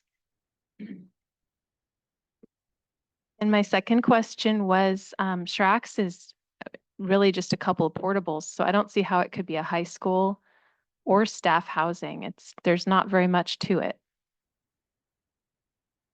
it would really be part of that Rincon Valley campus that we would, because it's technically part of that and could be used for any of the uses that that could be used for.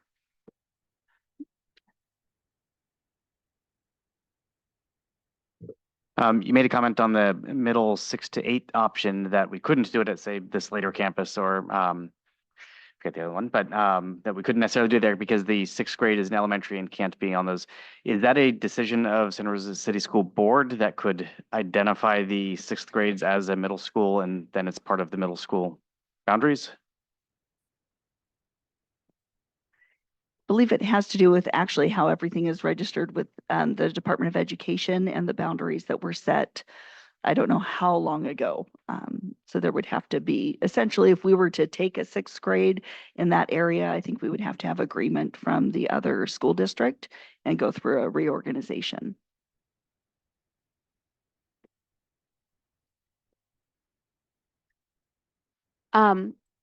I want to ask about Cesar Chavez as well, because I do see it's in the red here for K through 12, but it is a K through 8. So can you help me, can we reconcile those two seemingly conflicting? Oh, sorry, I cut you off that time. Yes, same issue as with Shreks. So it's located in our middle and high school boundaries and will have to be either agreed to by right to allow us to keep it, or we will have to move it when it comes up for renewal. Just to clarify, so there's no grandfathering in at this point. They need to be approved by the district there. Okay, thank you.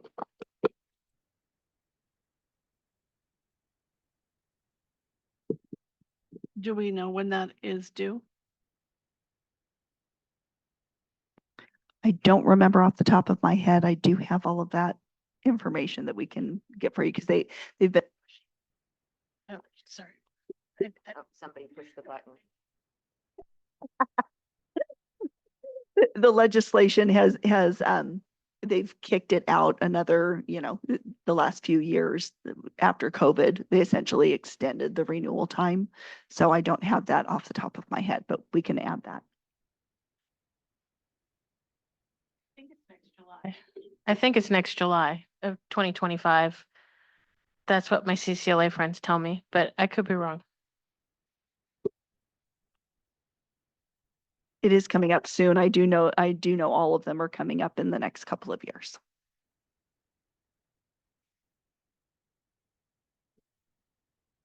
Is it something that we need to take into consideration if it's going to happen? If Wright decides, no, we can't be there any longer, then what happens? Then we're back to square one. That is certainly information that we can bring back to the committee. Though that said, that really wouldn't impact necessarily closure in that, it's the charter school, but the boundary that it's set up because it's in a boundary that doesn't align with the grades that it has. In that respect, it really doesn't impact the school sites that need to be closed. Whether or not, they get permission to leave it there or not leave it there. And so as you guys are looking at, we're really just looking at those charter schools as charter schools, as schools that are there and whether or not you want to consider them for closure. And what may or may not happen with their renewal or how that works, I think really is a separate matter. But as Lisa said, we can certainly bring back the renewal times, et cetera, for you so that you have that information. I'm sort of confused. I mean, I can see us talking about the sites that some of the charter schools are on, but my understanding was the charter schools make us money because those are pulling kids in. If we offer, my understanding is they're offering a product as a charter that a parent wants, is willing to drive across town or from another city to send their kid to that school, and they can because it's a charter. And so to close a charter, unless you knew exactly that the percentage of all the kids at said charter were already our kids, it seems like, I don't know why we're talking about some of these charter schools, because it seems like they're a value added money maker versus I mean, I understand that if we closed some of them, those kids would go back into our regular public schools. So, but there's a portion that would then find whatever other option they might want to go to or another charter. And again, has been pointed out, you're losing kids. And so closing charter A versus charter B means you lose 50% of your school versus losing 20%. So yes and no. That yes, many of the charters all do bring in some students from out of the district. Many of them also pull students from inside the district, and there are limits on because a charter is still its own entity. There are limits on the charges back. So it's not a straightforward line in the sand as to this makes sense or this isn't. There's a lot of factors to it. So it's still good data, and the committee would need to make a recommendation. The board would still then make the determination of yes, these are on the table, or no, they aren't.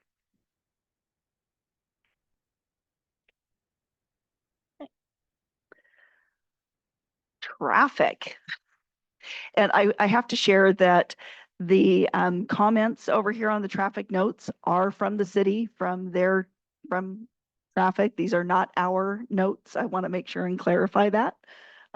Especially, when we see some of the very straightforward, this is not a great location for an elementary school comment from them. That wasn't us.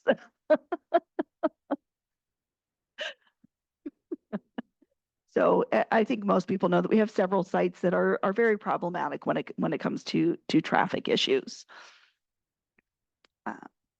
There anything in particular that I know you guys all had this information?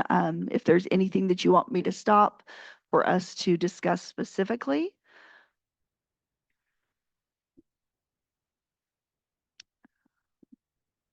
As I'm looking here. Yes. Not so much in this information, but I'll be really interested when you get to the scoring criteria about what determined whether there would be problems of if a particular site was closed and students were asked to go to another site.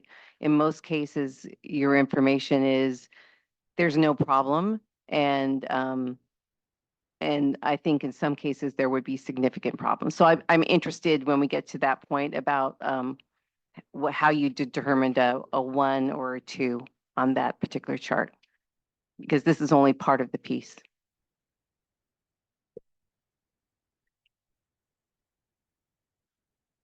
Okay.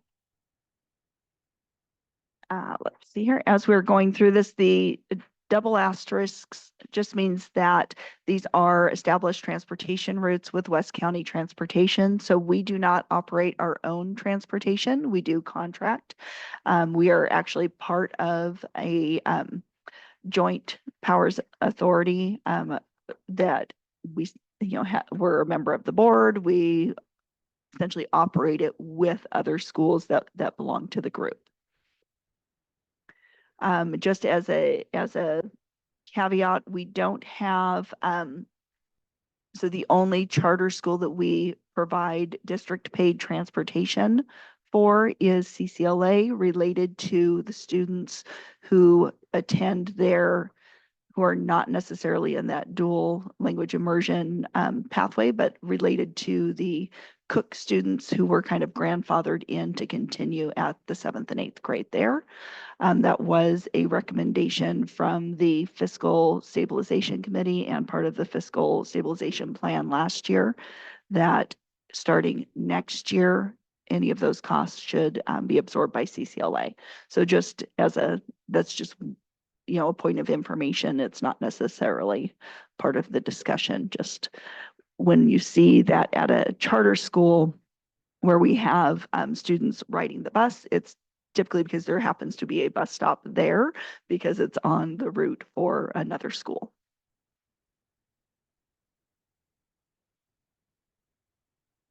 And as we get into our bus ridership, when we were looking at this, we tried to pull, okay, which students walk versus get dropped off, and we don't actually have that information. It's not data that we currently collect. What we do have is the percentage that live within the established walking distances. So for TK through third, that's within a half a mile. 4th through 8th, it's within 1 mile, and 9th through 12th, it's within 2 miles. So you can see we actually have a fairly low percentage of bus riders, except for at a couple of school sites. Yes, Yvette? So, for the bus, okay, I want to word this. So we're going to be looking at this and trying to determine what schools we're going to close. And so I kind of see this as a potential increase because you're going to have to start busing additional students to other places within the district.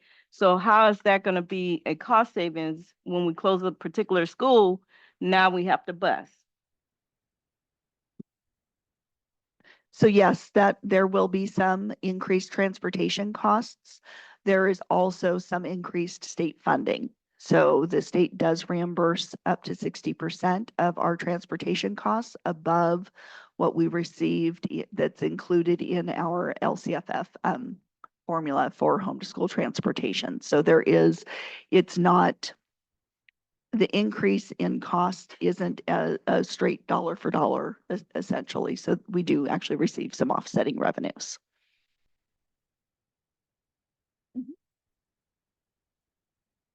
So you're saying that the state will reimburse 60%. Where would the other 40% come from when we're in a budget crisis?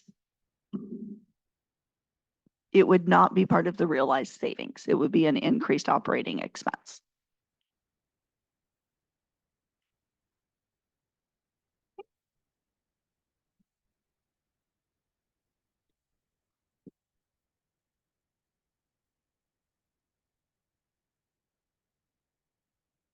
Yeah, and same information for our middle schools.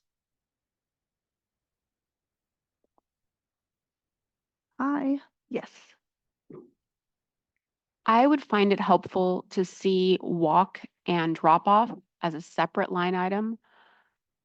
My presumption, which may or may not be accurate, is that if you walk to school, you're within proximity to do that versus you're driving in and you may have the means or the resources to drive somewhere else. We don't have that data. And that was partly why we did add the percent that are within walking distance. So you know how many could walk, but they don't keep track of how many are, walking versus driving.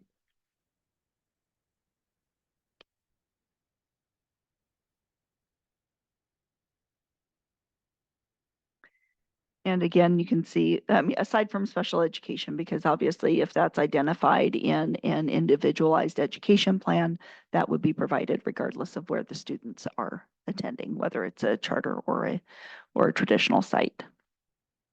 So then we get into that craziness of distance to the nearest school sites that we were talking about earlier. And so as we look at this, it is for each of the elementary schools, how many are within these radiuses. And this is an attachment. Yeah, I'm sorry.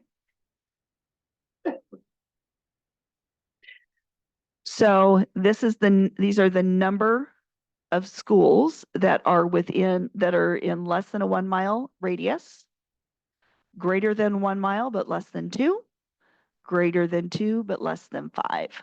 So the total schools within that radius, because we know that even in elementary, some parents, will choose to drive their student to a different school site, even if it's, further, across any of the grades that's a potential.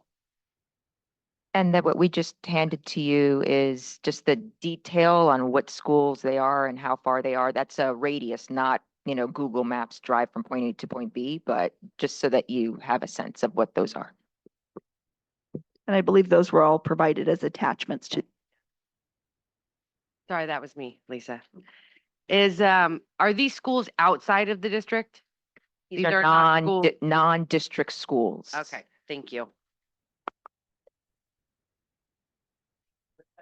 Yeah, so the notion being that, if you closed Abraham Lincoln, there's one non-district school less than a mile, 6 between one. And so again, this notion of where parents could go, those are the number of schools that are within that radius.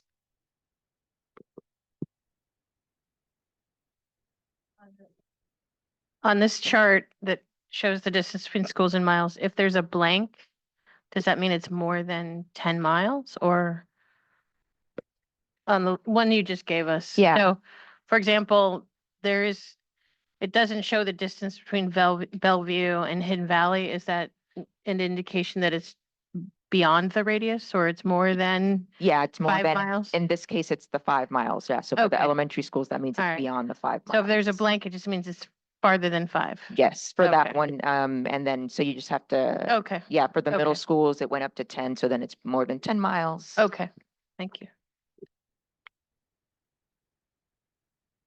I forgot to ask this on the transportation slides, but what are we considering within walking distance from a school?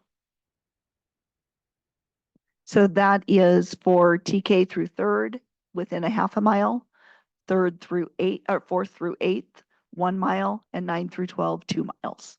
That is the walking distance established for the transportation routes for West County. I just want to point out that no high schooler is walking 2 miles to school. But good luck with that.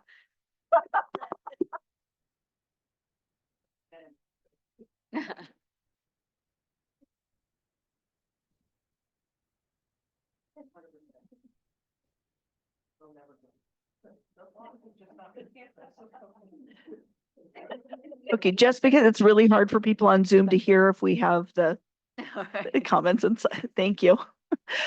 So for middle schools, again, it is, we did increase that radius to 10 miles. Typically, as we start getting into the upper grades, parents are more willing to transport their students, or you may have older siblings transporting.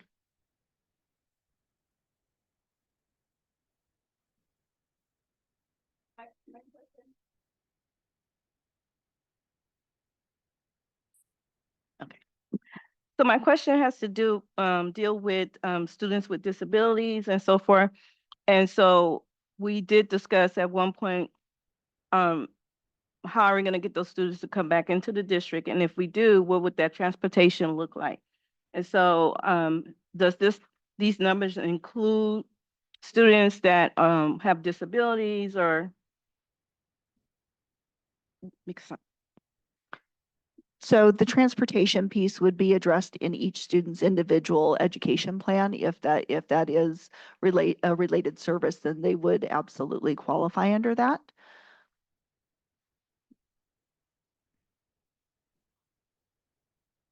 So the only information that's included in here now is the current number of special education students who are riding the specialized transportation. If they can ride, if it's not related to their disability and they don't live within the walking distance, then they would be riding the general education bus.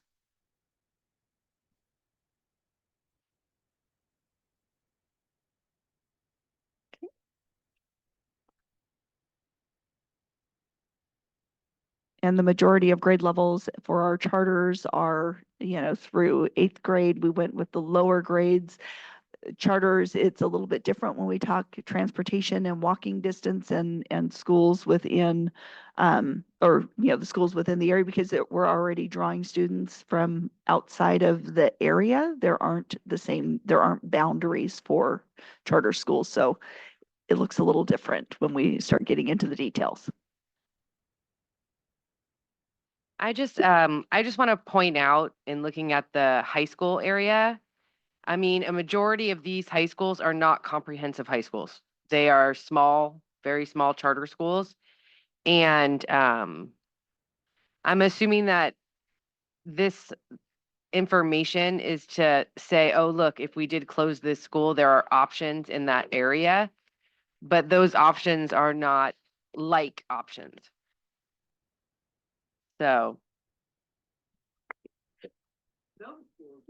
This time I cut you off. Sorry. Yeah, we didn't take a look at whether something was a like school or not. It's that there is an option that students could choose. Erin.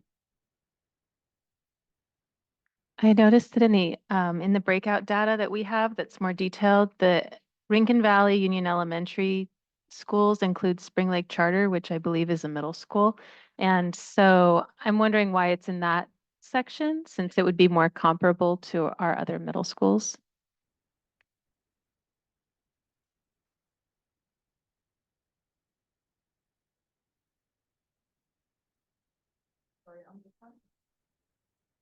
On which page?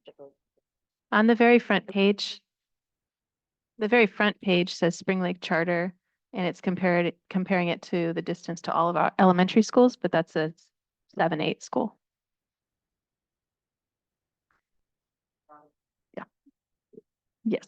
So I do see that. And yes, it shouldn't be on there for the elementary currently. However, when the charters have to go, when we have all those charter conversations about boundaries, that's a potential change. I wouldn't say that we would need to consider that for elementary. We should probably strike that one from the list for now.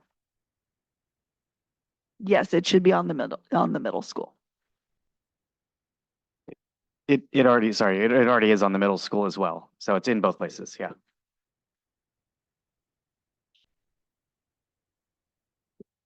Oh, a bit of information that hasn't been shared. At the middle school level and at the high school level, we have a bunch of students that take city buses. If a school was closed, a middle school or a high school, there would be a number of kids that would be asked to take 2 and 3 buses to get to school. And so having information about what that means, because we're on a, there's a north-south track with city bus, and then there's an east-west track, and there's only a couple points in the system where the east-west and the north-south meet. So depending upon what decisions made, definitely there are scenarios where we'll be asking kids to spend a couple hours in the morning, a couple hours in the afternoon on buses. So the likely. Yeah, you don't need to press to turn it off. It would, if they were going to the school to which they were reconfigured or aligned with, then the transportation would be available without the city bus. It's only if a student chooses to do an inter-district transfer or intra-district transfer that we don't provide the transportation isn't an option.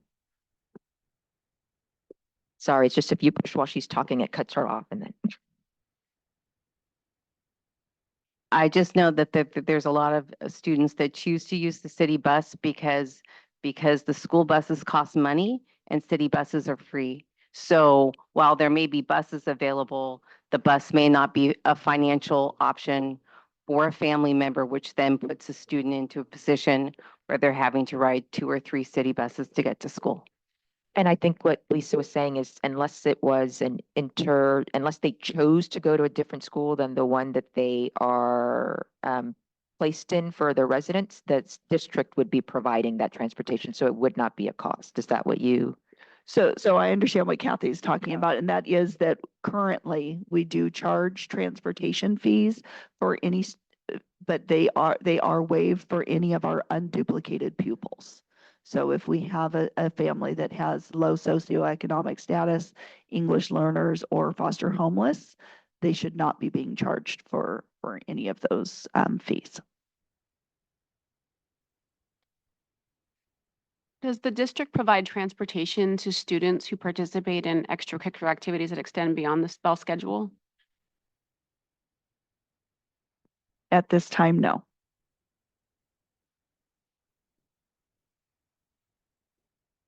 So I apologize, Lisa. I'm a little confused by your last statement about unduplicated pupils.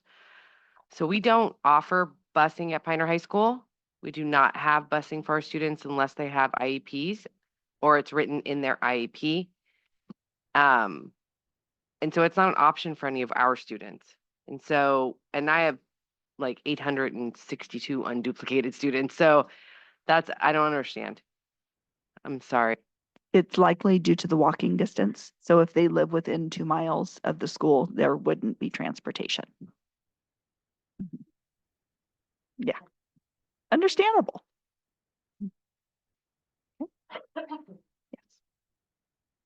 Not that this would be easily calculated, but oftentimes just something to consider is that, a parent doesn't want to have, if you have more than one child and they're spread across a couple different schools, we've noticed it, sometimes a parent they like this school over here, they don't really want to leave that school, but to consolidate their travel time, if they're taking one child across town to whatever, they pick up stakes and they bring all the kids to schools that are in that same geographic location. So if you had a family that was at one school and then that school stays open, or this other school that's going to close. So let's say you close an elementary and that's the priority. You pull this 5th grader out and then you take the middle school kid out and you put them in the charter that's near the other elementary, and it's all one-stop shop. I don't know if we can really calculate that because obviously our kids are spread kind of differently, but that would be a tough reality to see. You think you're losing one, but you really could be losing 3. To that point, the idea of a K-8 or a 7-12 would be beneficial to what you just described.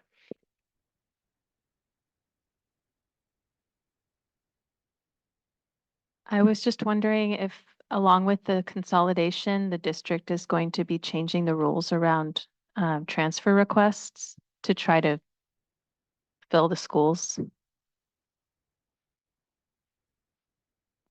So are you talking about the denial of inter-district transfers out? We have not had that conversation at the board level yet.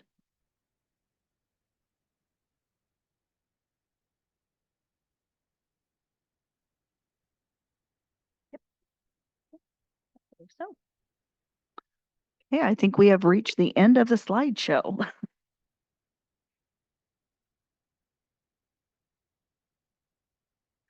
Okay, so now we're going to move on to public comment, and this is specifically public comment for agenda items.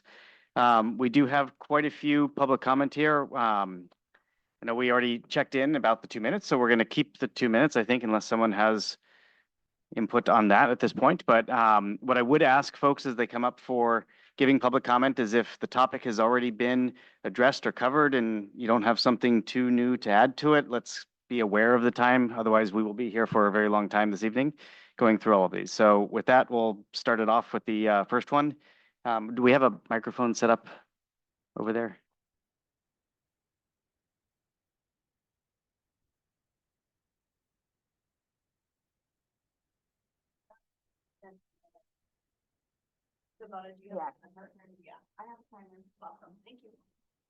Okay, so first up is Ethan Cosgrove.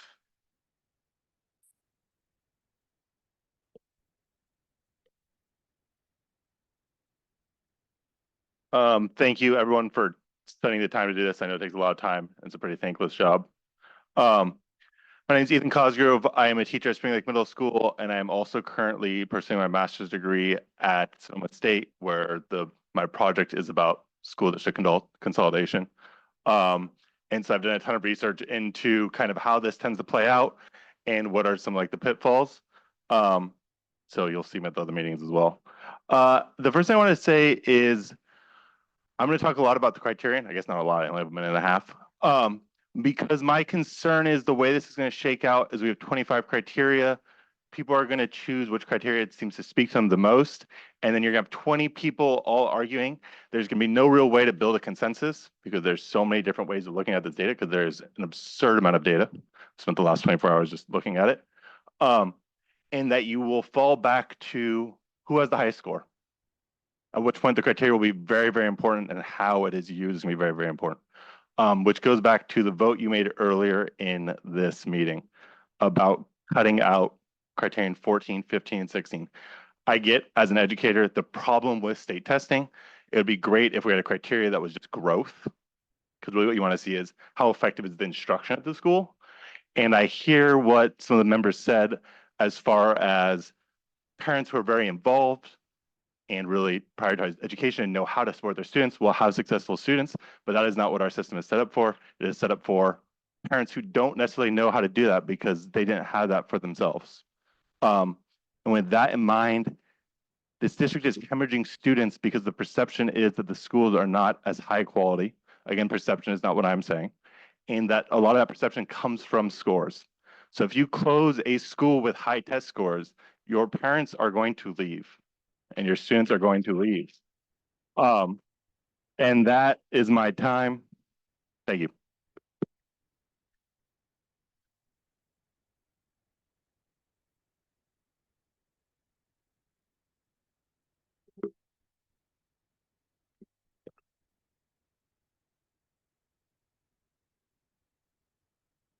Okay, next up is Holly Holcomb, and after Holly will be Macy Huggins, but Holly's next.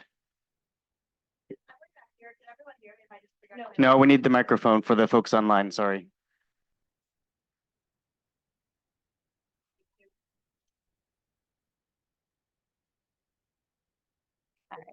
Hi, everyone. My name is Holly. I'm a mom, single working full-time mom of 3 daughters at Hidden Valley Elementary School. My twins are in kindergarten, my big girl's in 6th grade. It's a wonderful community. Our community started building itself in 1970, and it's been nurtured and it's been fostered every day since that time. This community has been through a lot. I know a lot of people seem to think that our community is full of a bunch of entitled rich kids with stay-at-home parents, and that's simply not the case. We are people who make time, we put in the effort, and we're willing to go above and beyond to build our school and our community into a wonderful, amazing place. And I think that's showing in our numbers, in our students. It's a really good place to be. We've been through adversity, we've been through the Tubbs fire, we've been through COVID. We've absorbed our satellite school, which burned down. Our school has shown that we're able to pivot, we're able to make room, we're able to adapt, improvise, and overcome challenges that come our way. We have an amazing staff, we have an amazing curriculum, we have amazing administration, we have an amazing PFO, really that I think is unmatched across anywhere I've ever seen in my 44 years on this planet. I'm here tonight to beg you to not close our school. To close the school would be adding another burden on children who have already been through so much, children who are resilient, and we as adults have been relying on their resilience to accommodate for our failures. And that's simply unacceptable. I understand there's only so much money. I understand that we're in a situation that really is not pretty much any of our faults.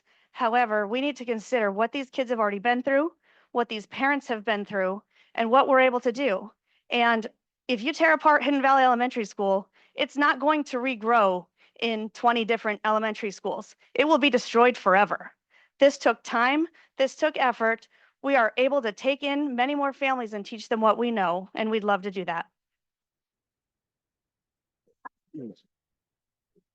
Thank you. Next up is Macy Huggins, and it'll be followed by Lauren Tsai.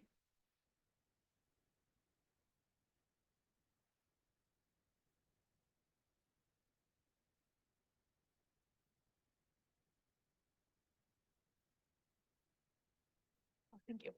Yes, I'm Macy Huggins. I'm a parent at Hidden Valley. I have a TKer and a first grader.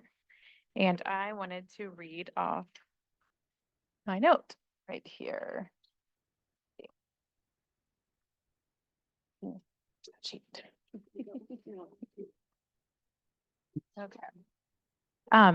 We had noticed on the scoring guide that some of our data was incorrect, or we presume that it's incorrect. So I wanted to speak to criterion number 2.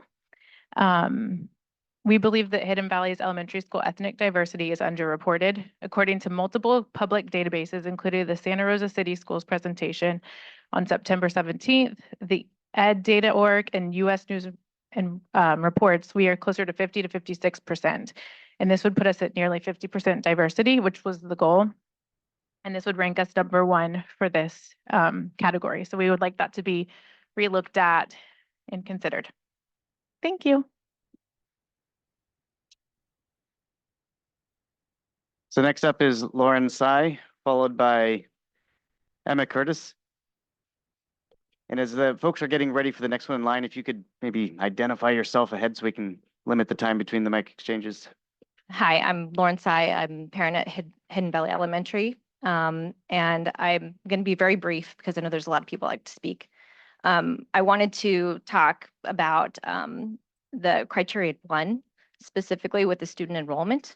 And that is projected to remain low, and our questioning of the how that criteria was calculated on the low projections, and also sorry.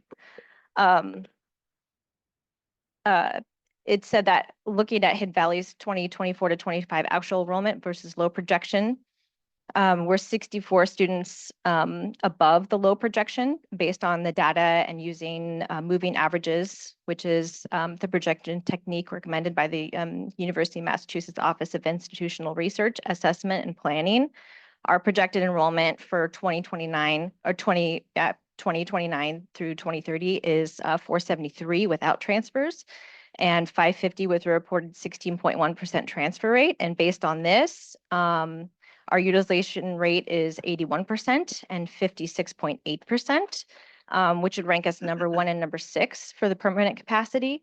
So our question is, why are these trends not reflected in the data that is shown? Is that right? Yeah. Yeah, they have basically the data that is shown is inaccurate, and we would just like you to look further into it and correct it. Thank you. Thank you. Next up is Emma Curtis, followed by Erica. I'm sorry, can't read the last name. Upanich. Sorry. Hi, my name is Emma. I am a parent of 2, and she will be number 4 going through Hidden Valley, I really hope. We live right next to the school, and we live in our home because of the school. And I believe that that's true of a lot of people. And there are a lot of, I feel like listening to the information this committee has presented, it raises a lot more questions than it provides answers. And it's really scary to think about the fact that going forward with this information, you're going to make a decision within the next couple months about what to do. One thing that I don't see considered anywhere is the fact that there is a big development slated that is just down the street from Hidden Valley, which would bring in a lot more families. And I mean, what's going to happen when families with kids move in there and if our schools close down? I am definitely here to advocate for Hidden Valley. The idea of any schools closing just sounds horrible. I'm a graduate of El Molino, which is no longer open, and I have seen like how horrible it has been for the West County community. And I also want to comment on something that was said about how it doesn't matter what school you go to if you care about your kids' education, because I think that parents care about their kids' education. That may look different. And one thing that really matters is the parents' ability to be involved in their kids' education. And if you're removing a school that has such a strong parent involvement, you're really hurting everyone. I mean, I've seen families who, are, the reason we're here is because we're able to be here. Like other people aren't. And it's not easy still, like to raise kids and to be involved in their education. And it takes a lot of time and a lot of effort. And the schools are really going to suffer if parents are going to go to schools where there are better programs, because that would be beneficial for their kids. And that's what's going to happen if our school closes, like without a doubt.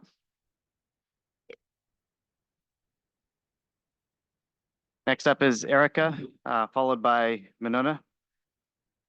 Yes, thank you so much. My name is Erica Lipanovich, also at Hidden Valley Elementary School.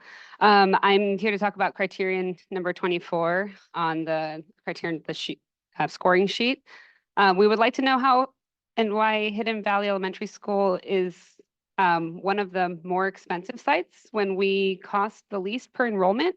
We are the most efficient and have the most parent-supported funds. So this number likely represents the student body and faculty size and should be considered as a percentage to fairly compare the schools, which is what I inappropriately blurted earlier, and I sincerely apologize for that. But when you look at just the numbers, it's hard to understand how much a school is costing the district when you're just looking at a raw total number and not based on how many kids are at that school. Like CCLA is a much larger school versus there are smaller schools with a lot less enrollment that cost a lot more per person. So I'm just hoping that those numbers are reflected somehow and looked at a little bit more thoroughly. Thank you. Next up is Minona, followed by Jason Key. Hi, my name is Minona Havlin. I'm a parent of 2 children at Santa Rosa City Schools and at elementary at Proctor Terrace and at Santa Rosa Middle School. And I'm very concerned about the school closures, the impacts on the schools that are closed, and also the impacts on the overall district and what is going to look like with the schools that are remaining. I really concerned about the quality of the education for kids and that everyone is cared for. And I also am concerned that the district is really doing appropriate analysis on the sites and how it affects our overall community development. My understanding is that closing a school is exempt from CEQA, the California Environmental Quality Act. However, adding students to a school, if it's more than 25% of the population at that school or 10 classes are added to a site, that a CEQA environmental impact assessment needs to be done. And one of the things that needs to be done with that environmental impact assessment is what is that school, increasing the kids at that school, how is it going to impact traffic flow, which you're already doing, but could be done with a little bit more analysis. You know, how is it going to impact vehicle miles travels? One of the goals with the CEQA analysis, the current EIRs, is to look at reducing vehicle miles traveled. So if you're moving a lot of students from one school to a school that's further away, that will increase vehicle miles traveled. Some of our schools that are in you know, developed areas, that are in denser areas, so like Santa Rosa Middle School, maybe it is having declined enrollment, but it could increase if there were, you know, more people in the neighborhood where their kids walk to school, like my daughter walks to school. So, and also decreasing distance. I see I'm running out of time, but I know this is a difficult process, and I just hope that all of our students and teachers are cared for in this really difficult transition. And after Jason will be Jen Hansen. Hello, thank you for your time. I am at Hidden Valley as well. I have 2 younger elementary school kids, and I just wanted to speak quickly about the parental involvement at Hidden Valley. Currently, we have about 180 parents cleared through Parent Square to volunteer, and about half of those regularly volunteer at least 1 to 2 days per week. That is all free help for the schools to utilize. One of our teachers has specifically told me that the help that they get from people coming in to break up into smaller groups for reading groups and different things like that is incredibly helpful. And she came from a different school where none of that happened. And she was very grateful and shocked at how much we provide, along with the fundraising that we also provide for the school. And to answer the question as to if this school were to close, I'm already going to have to get my kids in the car, and I'm 100% certain that I will be leaving the school district. So that's not going to be just for this elementary school, but that will be for middle school and high school. So that's something that I think you guys also should take into account of students that will be leaving your school district if that is the case. I don't want any school to be closing.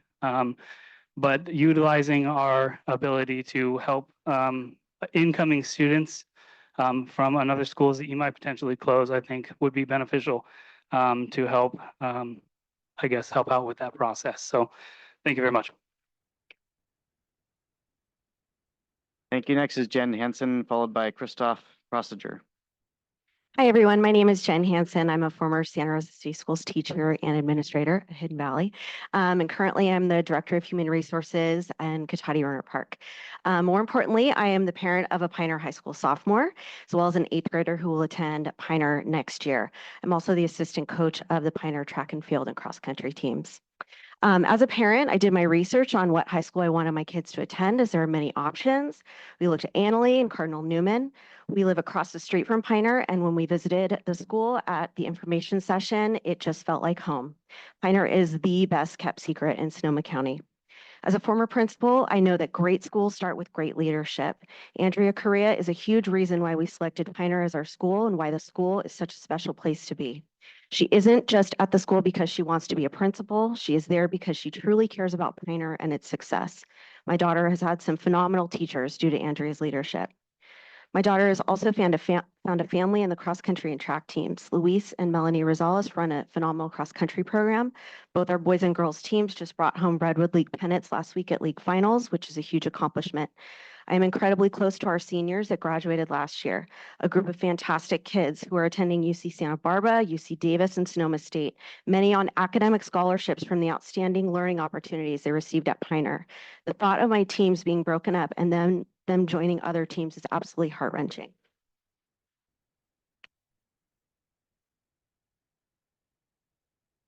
The early college magnet program must survive these cuts. When my kids graduate from Piner, they will each have at least 1 year of college completed through taking JC courses. As a parent, this program is going to save me approximately $120,000 with 2 kids that will most likely attend 4-year universities. Many of our students are low income or English learners, and the ECM program shows them that they can be successful at the college level and eventually move on to 4-year universities. This year, Piner has our largest freshman class in several decades. Our school is growing, people want to come there, and we are thriving. It is a school that is diverse both linguistically and economically. Students on the west side of town need a viable option to attend high school. My district, Cotati Park, is also having very tough conversations regarding our budget deficits. I completely empathize with this committee because I understand that all of your options are bad. Sorry, Jen, sorry, we're over Oh, time. sorry. Got to cut you off. Yeah. Okay, sorry, got to hand it off. Next one Thank up is you going to be for what you Christoph. do. Please keep Piner open. Thank you. Who's next? After Christoph will be Brianna Wood. Hello, my name is Christoph Prossiger. I have a first grader at Hidden Valley School, and I would like to implore one information to this advisory board. Data is not scary. The better the data, the better the decision you're trying to make. You cannot just willfully disregard some data because you don't like it or because it is very hard to dig through additional data. The more data, the better the decision. And this is a serious topic. We are closing a lot of schools in Santa Rosa, and that should not be done willy-nilly without real deep consideration of all available data. This brings me to one of the data points I found in the information that I got. The forecast for Santa Rosa Hidden Valley enrollment for 29-30 seems to miss 3 important points that our community up there is having at the moment. The Tubbs fires, still not everything is rebuilt. If you know, the Tubbs fires pretty much burned all houses north of Hidden Valley Elementary School. Not everything is rebuilt. Families still move there. The lower Hidden Valley residential area was built in the 70s and 80s. A lot of people bought their forever homes there, and they are now aging out of this community and getting replaced by young families. When me and my wife moved in there 10 years ago, we were the youngest couple by a large amount. And now I'm here with a lot of other families that have young kids at Hidden Valley. And this will continue over the next 5 years. The third point is the old Sutter Hospital is the largest infill residential project in Santa Rosa with more than 800 units, most of them 2-3 bedroom units that are for families. And they are 0.4 miles in walking distance to Hidden Valley Elementary School. Thank you. Thank you. Next up is Brianna, followed by Jenna. Hi, my name is Brianna Wood. I have 2 students at Hidden Valley Elementary School, and I don't want to be repetitive with the information, but I did personally lose our home in the Tubbs fire. We live in the Fountain Grove neighborhood. We chose to come back and rebuild because of Hidden Valley. When we moved back into our home 3 years ago, our home was standing there alone among lots, empty lots. I've watched those homes be built, and the families that are moving in there are families with young children. They're still rebuilding, And not only are they rebuilding the Fountain Grove neighborhood, approved development of, they've already broke ground on 13 new homes that weren't even there before the fire. This is a growing community and we need our school to be there. Thank you. Next up is Jenna, followed by Nathaniel. Hi, I'm Jenna Berghorn. I have one daughter in second grade at Hidden Valley. And just like many others have said, we moved to that neighborhood to be close to the school because it's such an amazing community. But really quickly, just wanted to drop some facts. Hidden Valley is the number one most diverse, has the number one most diverse students, number one academic performance, number one lowest cost per student to operate, number one capacity to absorb students, and number 9 worst with surrounding schools that have the capacity to absorb ours. And rather than closing, why don't we look at this as an opportunity? And the right tactic for this would be to for the committee to embrace accepting new students into our school. Thank you. Next up is Nathaniel, followed by Megan Peterson. Hello, Nathaniel Abanovich. Also currently have 2 kids at Hidden Valley. I'm a Proctor Terrace, Santa Rosa Middle School, Santa Rosa High School alumni. I want to start with a boring point first. So Hidden Valley has the largest capacity of the other elementary schools. And in the criteria that are, I guess, coming up next, it looked to me like excess capacity is being viewed as a negative. I would urge this committee, if you're closing schools, to think about capacity as a positive, because that means you can have a school that has room to take on more students. Ultimately, I don't envy you. Based on the data that was showed earlier, you're being asked to close schools where elementary schools are going to save $1 million per school. You could close all 9 or 10 local elementary schools, and you're only halfway through that budget gap. And I know the point's been made briefly, or not briefly, but I'll make it again briefly. If you close a school, if you're looking at $10,000 per student in funding, which my Googling indicated might be accurate, it doesn't take that many students leaving the district to lose all of that $1 million in potential savings. You certainly heard some clapping around here about people who might pull their kids out of the district. 10 to 20% of Hidden Valley students not staying in the district is going to evaporate the entirety of that savings. It makes me very sad to say this, given my public school education, which I'm very proud of. But we would certainly look hard at leaving the district if our school closed. Thank you. Next up is Megan Peterson, followed by Cody Smith. Hi, I'm Megan Peterson. I'm also a Hidden Valley parent. I have twins in kindergarten. We're actually in Hidden Valley on an intra-district transfer. It is not our home school. We did a lot of research as to what elementary school we wanted to send our kids to.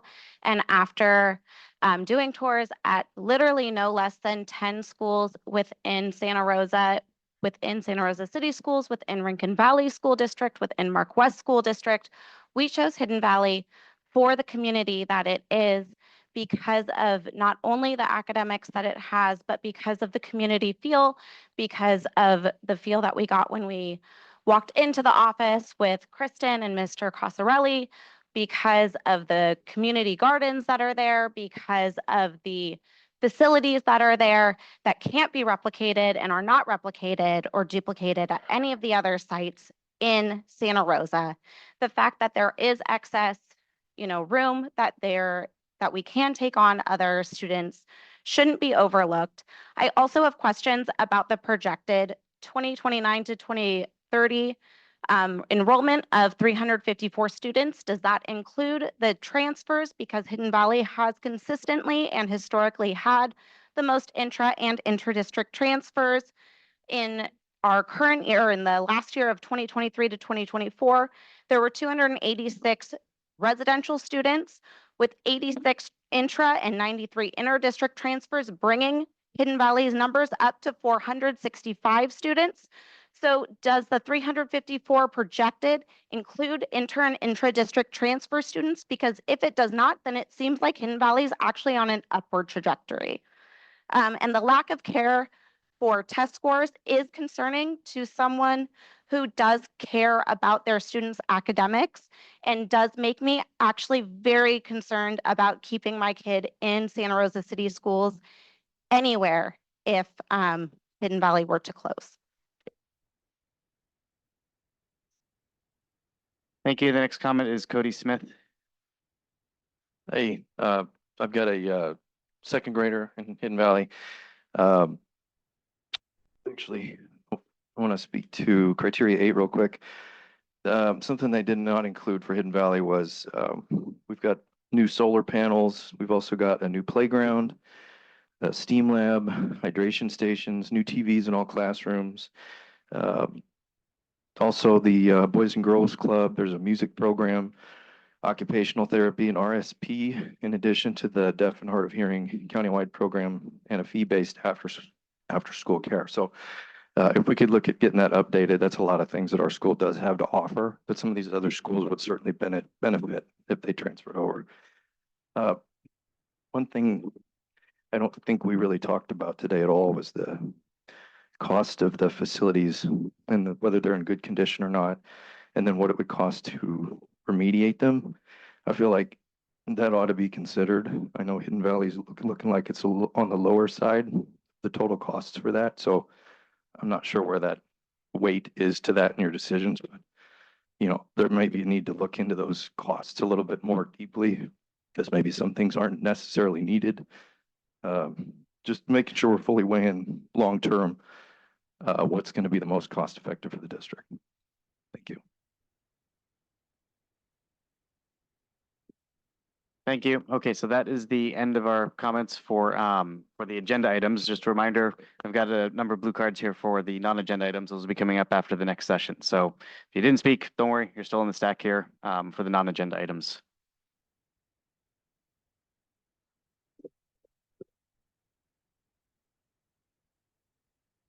Thank you.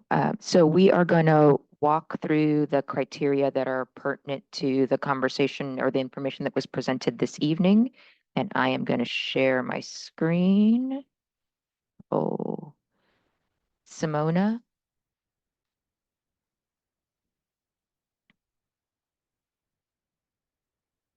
Okay.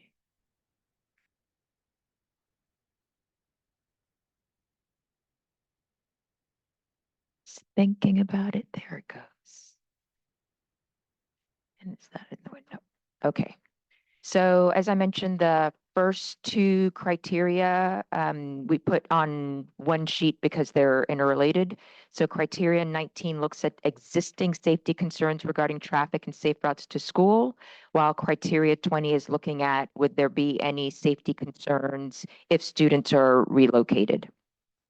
And as Lisa mentioned earlier, this was information that was provided by the city or with regards to the traffic or issues that they see. And so what you see under existing safety concerns, actually in both places, are based on the information that was provided by the city. If, for example, Abraham Lincoln Elementary School, they noted that they have queues and double parking on West 9th Street. We noted that as a potential safety or traffic concern, and so it received a 2 for a yes, because there is one there. And if it has an existing traffic concern based on the students that are there, the assumption is that that traffic concern would remain if that school site were to stay open. And so that's why you then see a yes under criteria 20, and that also received a 2 since that traffic concern would continue. If there were no traffic concerns noted, you see the NA, and so that it received a 1 because there were none noted. The ones where you see a little bit of a difference, Hidden Valley is an example where they state that queues on, and I'm going to pronounce completely this name wrong, Shanate, thank you. Shanate, and parking issues are existing right now, so it received a 2. And then the notes that were provided by the city stated that circulation would need to be addressed with the addition of students. And so that one also received a 2 related to traffic concerns, not only because of the issues that it has now, but the fact that the city noted that if you were to add additional students, then that would be an issue that would have to be addressed or potentially looked at. And so that's what you're seeing on those 2. Does that answer your questions, Kathy, or did you still, because you specifically asked something about that? I'm mostly concerned about students that, if relocated, will be walking or riding their bikes to school. And so if their school disappears and they're having to walk or ride their bike within they're walking 2 miles to school and they're crossing 1 to 2 major freeways, or they're having to traverse really, really heavy traffic streets. Just an understanding of what that ask is potentially, because we're looking, depending upon what happens, potentially, especially in the middle school and the high school, one quadrant of the city no longer having either a middle school or high school and having to traverse to an entire another quadrant. So I think there just needs to be an acknowledgement about kids that are on foot. We can't make the assumption that all kids will be driven by parents. We'll have kids on foot and on bikes, and what the challenges will be in making that happen. Thank you, understand. And some of that, as you noted, it'll be until that's something that the board is going to have to consider. As you guys are looking at schools, you'll have the maps and you'll kind of see, where things are and where you're closing. We want to make sure that you don't close, I'm making it up, all the schools along, one side of the city. But part of that will be once the board actually decides which schools it's going to close, then they're going to have to look at adjusting boundaries, et cetera. And then that's when a lot of that will come into play. But thank you for noting that for all of the committee's information. Any other questions or comments on these two criteria and how the information was populated and the yes or no's based on that? Nope. Okay.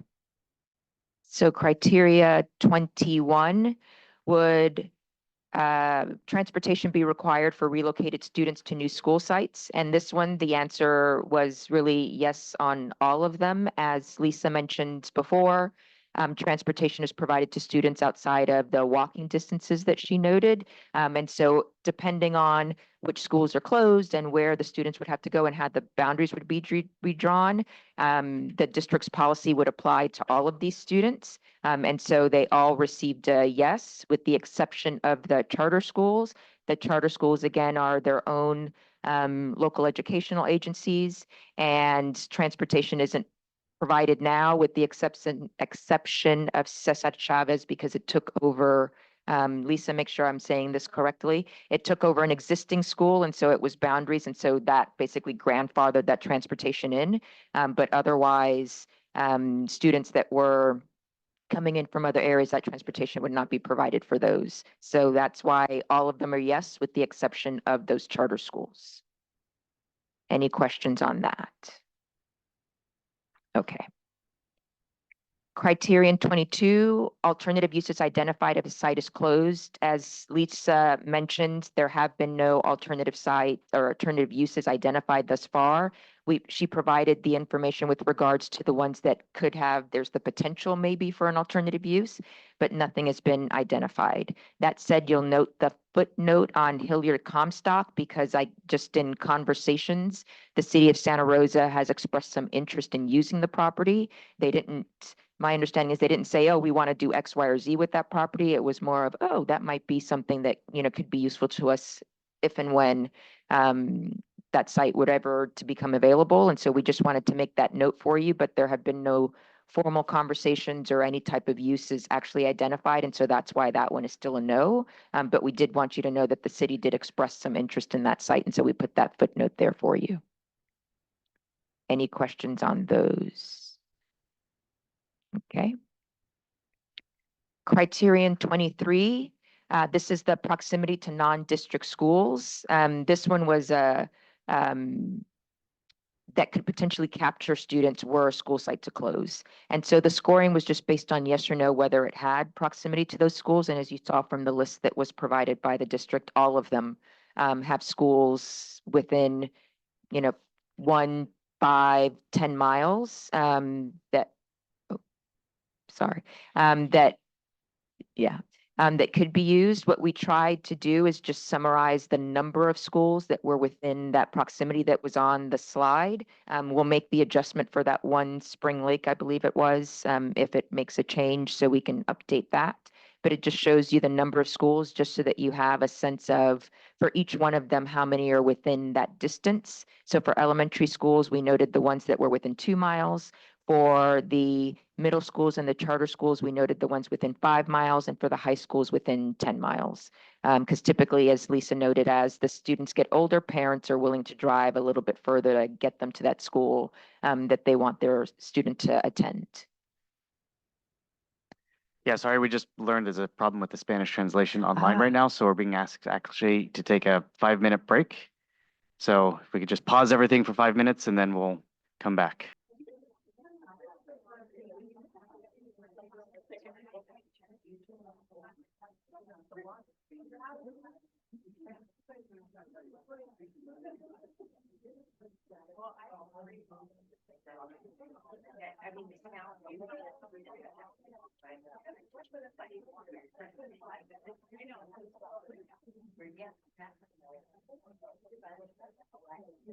No, they're moving. Yeah.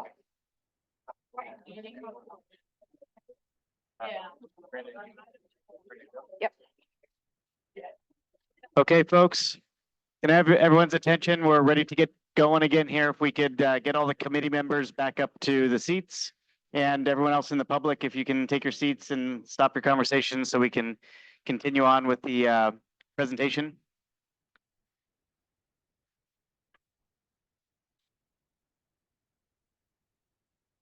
Thank you, everyone. We're gonna jump back into it now. Getting a gavel. Simona, are we recording? Are we good to go? Okay.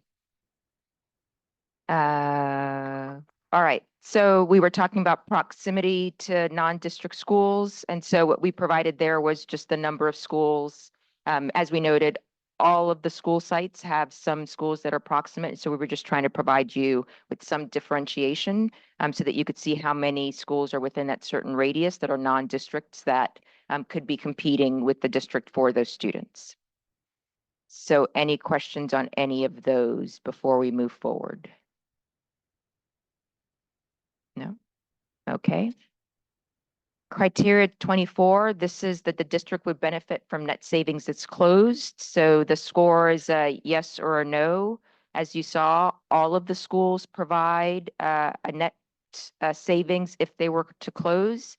And so then what the rank score is doing is ranking the schools with the highest savings have the highest number, and then it ranks its way down. The thought being that the higher the savings, the higher on the list for potential closure. And again, this is not, in isolation. You have all of those other criteria to look at, but this is one of them. And then we also provided to the right, we had a request earlier when we were looking at facilities information several meetings ago to try to normalize it so you could, more easily compare. And so there is a column for cost per enrollment. And you see by the footnote that in this case, enrollment is the capacity of that school site. So it's the number of seats or students that could fit at that school site in 2930. And so that's where the cost per enrollment is. We also then provided a cost per square foot, just so that you can have two different ways of potentially looking at that and trying to normalize that information. So any question on those before we move to the next one? I think we talked about this a little bit earlier on, but, and I know it's not exact, but could we look at inter-district, intra-district, and non-transfer enrollment numbers and even take the percentages and project those out there to get an idea of what the spread might be? We know we don't, if you were, Les, we've had a decent amount of conversation around closing a site. Some amount of those students would likely go someplace else. We don't know what that is, but it would at least give us an idea of how to bracket it and maybe how to look at that. So what you're asking or trying to figure out is if they're 100 transfer or students that are transferring into that site, what that potential loss of revenue of would be revenue. if you lost all of those students. Right. And so I guess we can talk and figure out the thing that pops into my head is, figuring out what an average revenue is for student, and then you have those transfers. But again, It's an there's- estimate. It would not obviously be an Yeah. estimate in a forecast. But at least it would give us some order of magnitude ranges perhaps. of potential. So we can make a note of that and see what we can pull together for you. And then criteria 25 is the per student operating cost excluding staff. And so there's a column that's total unrestricted budget, just so that you had that information in one place. And then the next column is those costs excluding staff, which was again the numbers that Leisha showed on her slide, which is if you take the teachers and custodians and the others that are working on the school site out, because a lot of that is dependent on, programs, how many kids, et cetera, just to give you a sense of what it's costing to operate the physical plant. That is what that cost excluding staff. And then again, we did it on a cost per enrollment. Once again, that enrollment is based on that maximum capacity in 2930. And so that's what those costs per enrollment is. And then the rank score here is, again, highest score going to the school with the highest per student operating cost, with the thought that if it costs more to operate that school, that might be one that would be higher on the list of closure because you could save more by potentially closing that school. And so that ranking in this case is based on that cost per enrollment. Any questions on that one? All right.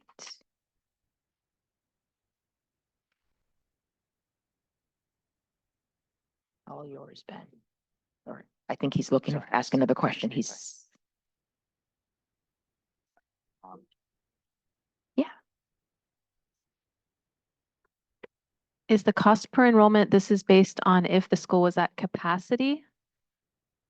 Or current cost per enrollment? This is current costs right now, what it's costing to operate that school site.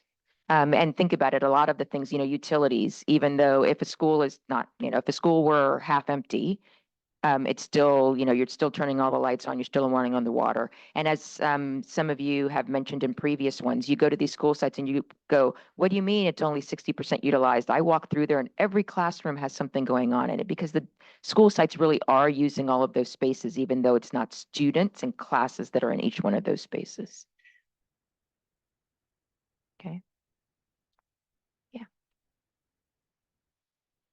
Okay, I think I found my question. So when I'm looking back at the presentation, and I'm just going to pick one, Santa Rosa High School, to pick one here. There's on the presentation, the potential cost savings, and it's also normalized then per enrollment. I understand the numbers might be different, but the numbers coming up here for Santa Rosa High, for example, with 1354 students projected to 2930, the cost per student savings was 3,600. But then when I look down here, the cost per enrollment is $430. So they're very different numbers. I'm trying to just. Yeah, the sheet that you're looking at is the total unrestricted budget. So that's what they're giving you, that cost per enrollment number versus the one here that's 400 and some change. That's just looking at those operating costs excluding staff. Okay. Does that make? So there's the total on this sheet. There is a total unrestricted budget amount. It was just information. Here's what that total cost was. The next column is take out all of the staff and, there's other programs and just what is it costing to operate the physical plant? That's that cost excluding staff. And so that cost per enrollment is just based on that second column, cost excluding staff. It's not the total unrestricted budget amount. Got it. One slide, please. Yeah, so one slide. Oh, sorry. So the second slide includes the custodial staff, as well as utilities costs, and the third slide only includes utility costs, not the custodial staff.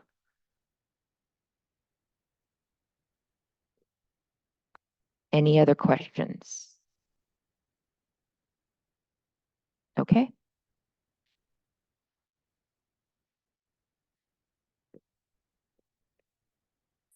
Okay, we are going to move back to public comment. Do we have the microphone ready to go out there? Do we have, I don't know where, do we have a microphone we can get ready to go out? Thanks, Ross. First up is going to be Nita Raditz, followed by Hank Pham.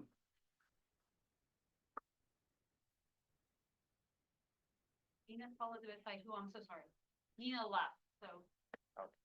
Nina followed by who? Nina left. Hank Pham.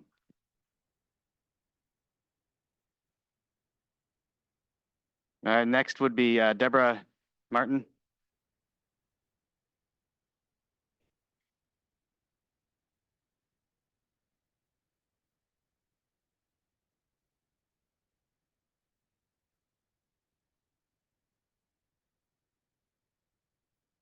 Hello.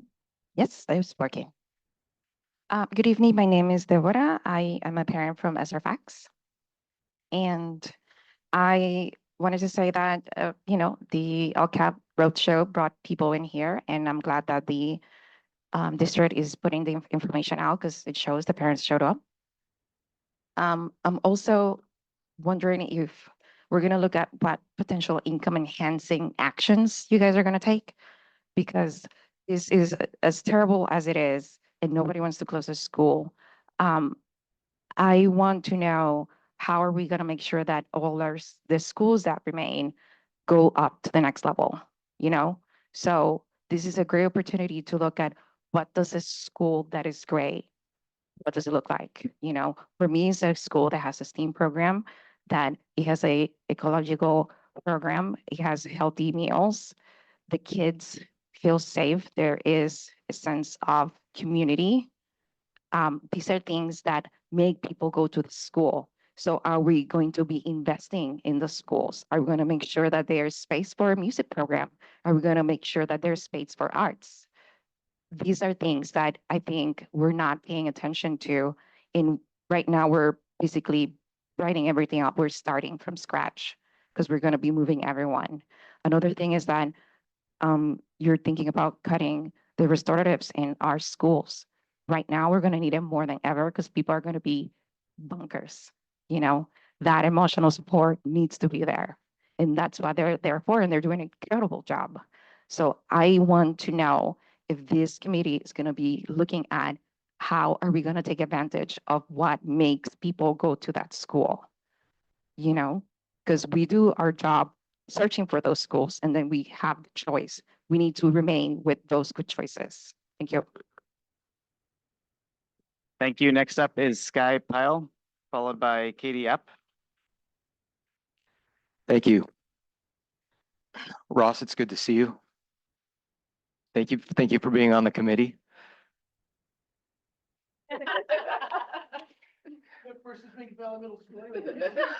Indeed. Yeah, yep. So my connection with Hidden Valley Elementary goes back to 1980 when I was a kindergartner there. And so I went through all my elementary school there. I'm a local boy, grew up here just like Ross. After I came back home from college, I pursued a career at Keysight because of Keysight's connection with Hidden Valley Elementary, so that my future kids could someday go there. And that's where I'm at now. I've got twins in 3rd grade. We had a pretty rough entry in kindergarten coming in. My son is autistic. So we had some challenges coming into a public education system in person after trying to do TK kids via Zoom during COVID-19.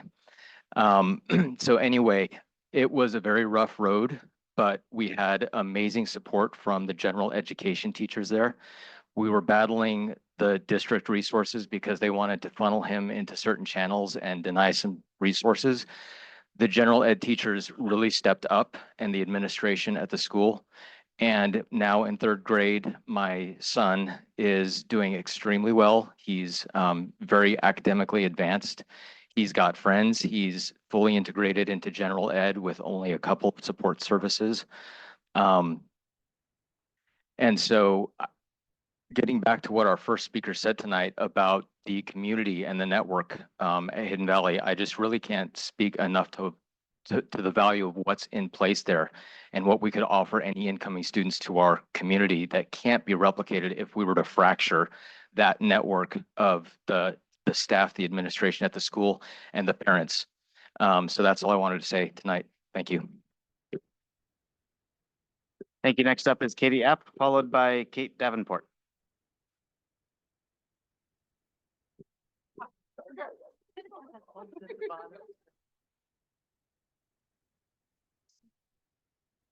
Hi, my name is Katie App. I am an inter-district transfer to Santa Rosa High School. My mom didn't send me to Santa Rosa High School because of educational ranking. She chose it because I will receive a well-rounded, or I will become a when I leave, I will become a well-rounded student. I will have multiple roads open to me. Santa Rosa High School has such a large appeal with the multiple programs offered, such as ArtQuest and our extensive college prep classes, most specifically our auto shop class.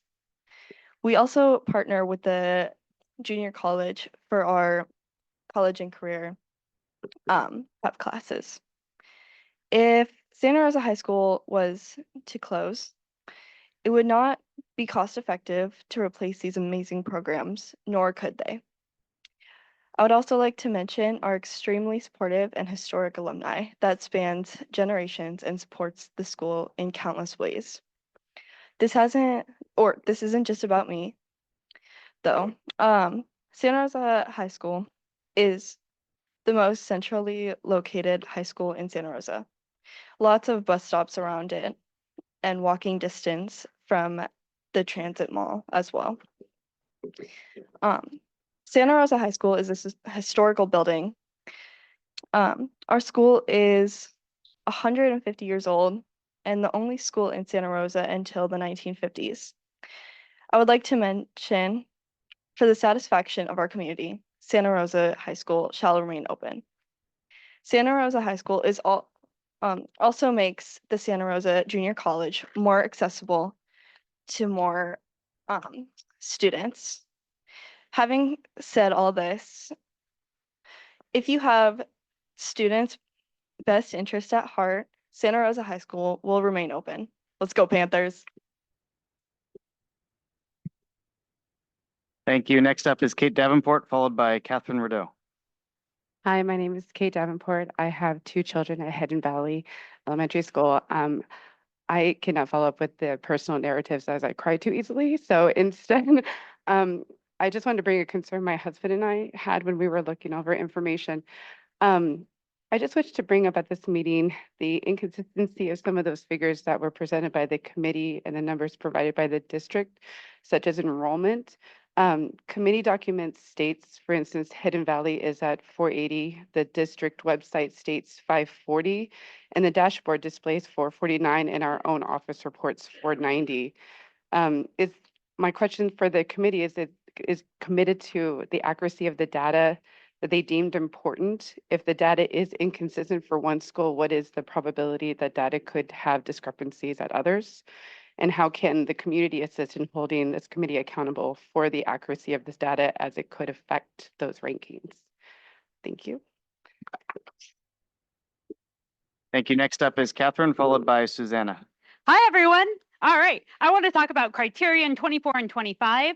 So it appears the net cost savings for Hidden Valley Elementary School is based on taking the cost per enrollment, which is the lowest of all schools, and multiplying it by 831, our maximum capacity. It's not fair to penalize Hidden Valley with the worst ranked score because we have the highest capacity. It's actually good for you guys, right? You need more students to go there. We could just absorb all of Steer Lane and we would love them. Further, the cost per square foot should be reevaluated. For example, Monroe, which has permanent capacity of 544 students, but a square footage about 6,500 greater than Hidden Valley, appears to have a lower cost per square foot. However, when you think of the efficiency per square foot, as they hold 288 less students, their cost per square foot are actually much higher. Please also note that the projections that are reported, at least for Hidden Valley, is probably inaccurate for other schools as well. You project that 2029, 2030 enrollment for Hidden Valley is 354. This, according to your own records, is based on overall district trends in enrollment of decreasing by 16% over that time period. However, two things. One, Hidden Valley has never met those trends. For example, just last year, this year, our enrollment grew by 74 students, okay? And year over year, our enrollment has grown. So if you use the accepted projection measures, which are published by universities, our actual projected enrollment for 2029, 2030 would be 473. This impacts the criteria of at least 10 criterion. So you have biased your data based on erroneous numbers or erroneous numbers that you're cherry picking. This makes me upset as a researcher, a parent of 4 kids or 3 kids at Hidden Valley, probably soon to be 4. That might have been an announcement. And so thank you so much for your consideration. Thank you for your work here. I did apply to be on the board, never heard back, but I really appreciate your commitment and thank you. Okay, I'm done. Thank you. Next up is Susanna, followed by Erwin Lee. Susanna's left. Okay, is Erwin here? Which will be followed by Ethan Cosgrove. All right. Hi. I wasn't totally sure what I was going to say tonight, but so I'm a parent of a senior now at Maria Carrillo. I had 2 other girls that went through there, and so one thing, just sort of selfishly, I just wanted to point out that I do think that it's probably harder for kids who are actually applying to 4-year colleges to have to switch schools or have their school shut down as a junior or senior, because all of the school advising and stuff, they're going to be completely hosed. So I think, I don't know which of your criteria takes that into account, but that's going to impact a lot of the highest performing students at the schools that have the most college bound kids. And then sort of longer term, just in terms of, and this is, I think this is borne out by, this very impressive contingent from Hidden Valley.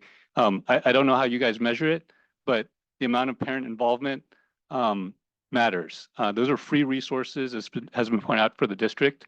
And if you bring other kids from less resourced areas in, they're going to share in that benefit. You throw away those, you shut down those schools, and everyone suffers. Frankly, the resourced families will just leave the district. They'll go to private school. Carrillo's, probably the only high school in the district that a lot of that's competing with, Newman or Sonoma Academy, just from an academic standpoint. And I think the district will just enter into kind of a death spiral.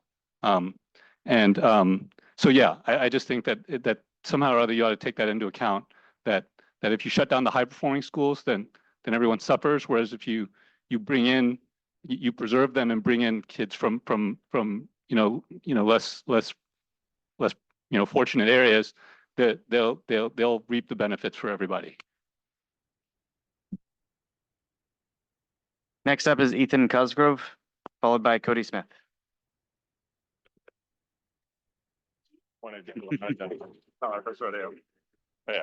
Can we hear me? Yes, nice. Okay, so I'm going to quickly talk about criterion 2, which is about diversity, but they use the unduplicated people count to decide what is diverse. So like I mentioned, I've been researching this. One of the things you see with the changing demographics in California is it's largely, at this point, a Latino student population. And what happens is, what you have in Santa Rosa, which you largely have a segregated city. Anybody who's been to the west side of Santa Rosa and the east side of Santa Rosa is like you're in 2 different places, right? And this is not exclusive to Santa Rosa. This is all over California because of the way we have our zoning laws. I'm not going to get into that right now.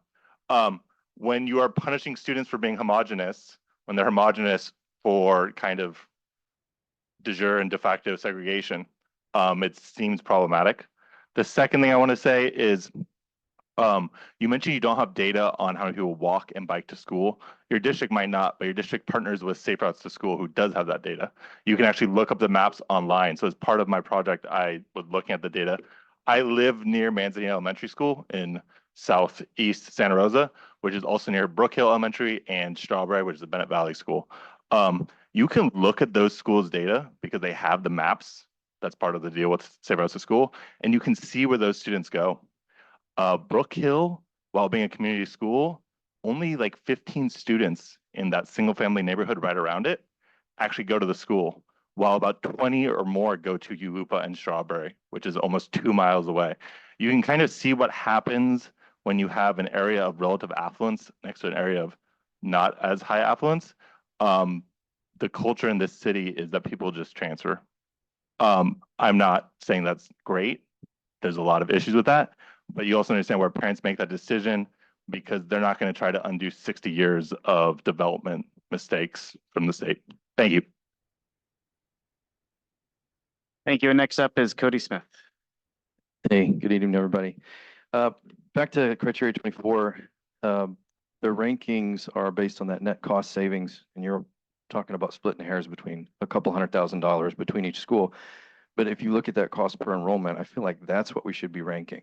Because if you're trying to get back into the black, why wouldn't you want a better, more efficiently run, more cost-effective school to stick around and bring on more students and only get more and more effective and efficient? Criteria 25.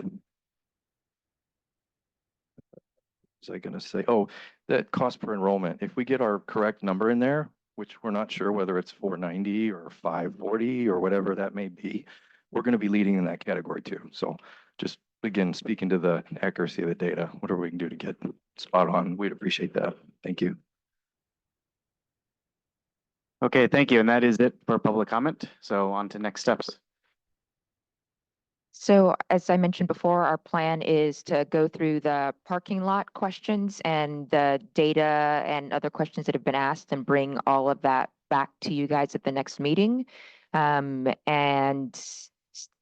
really start having a conversation about how we start to narrow down which schools we're looking at in order to get to a recommendation. So we're still going to have a little bit of the next meeting with some data that we're going to be providing to you, and then we'll start actually having conversations about how to think about it, look at it, and work towards coming up with the recommendation for the district, for the Board of Education. So we will see you on, oh, see, I always do this. It's December 6th.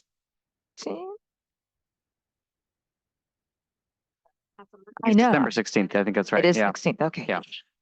I was pretty sure, but yeah. So. Okay. With that, we will adjourn.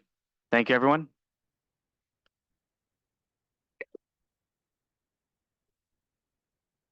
I texted them.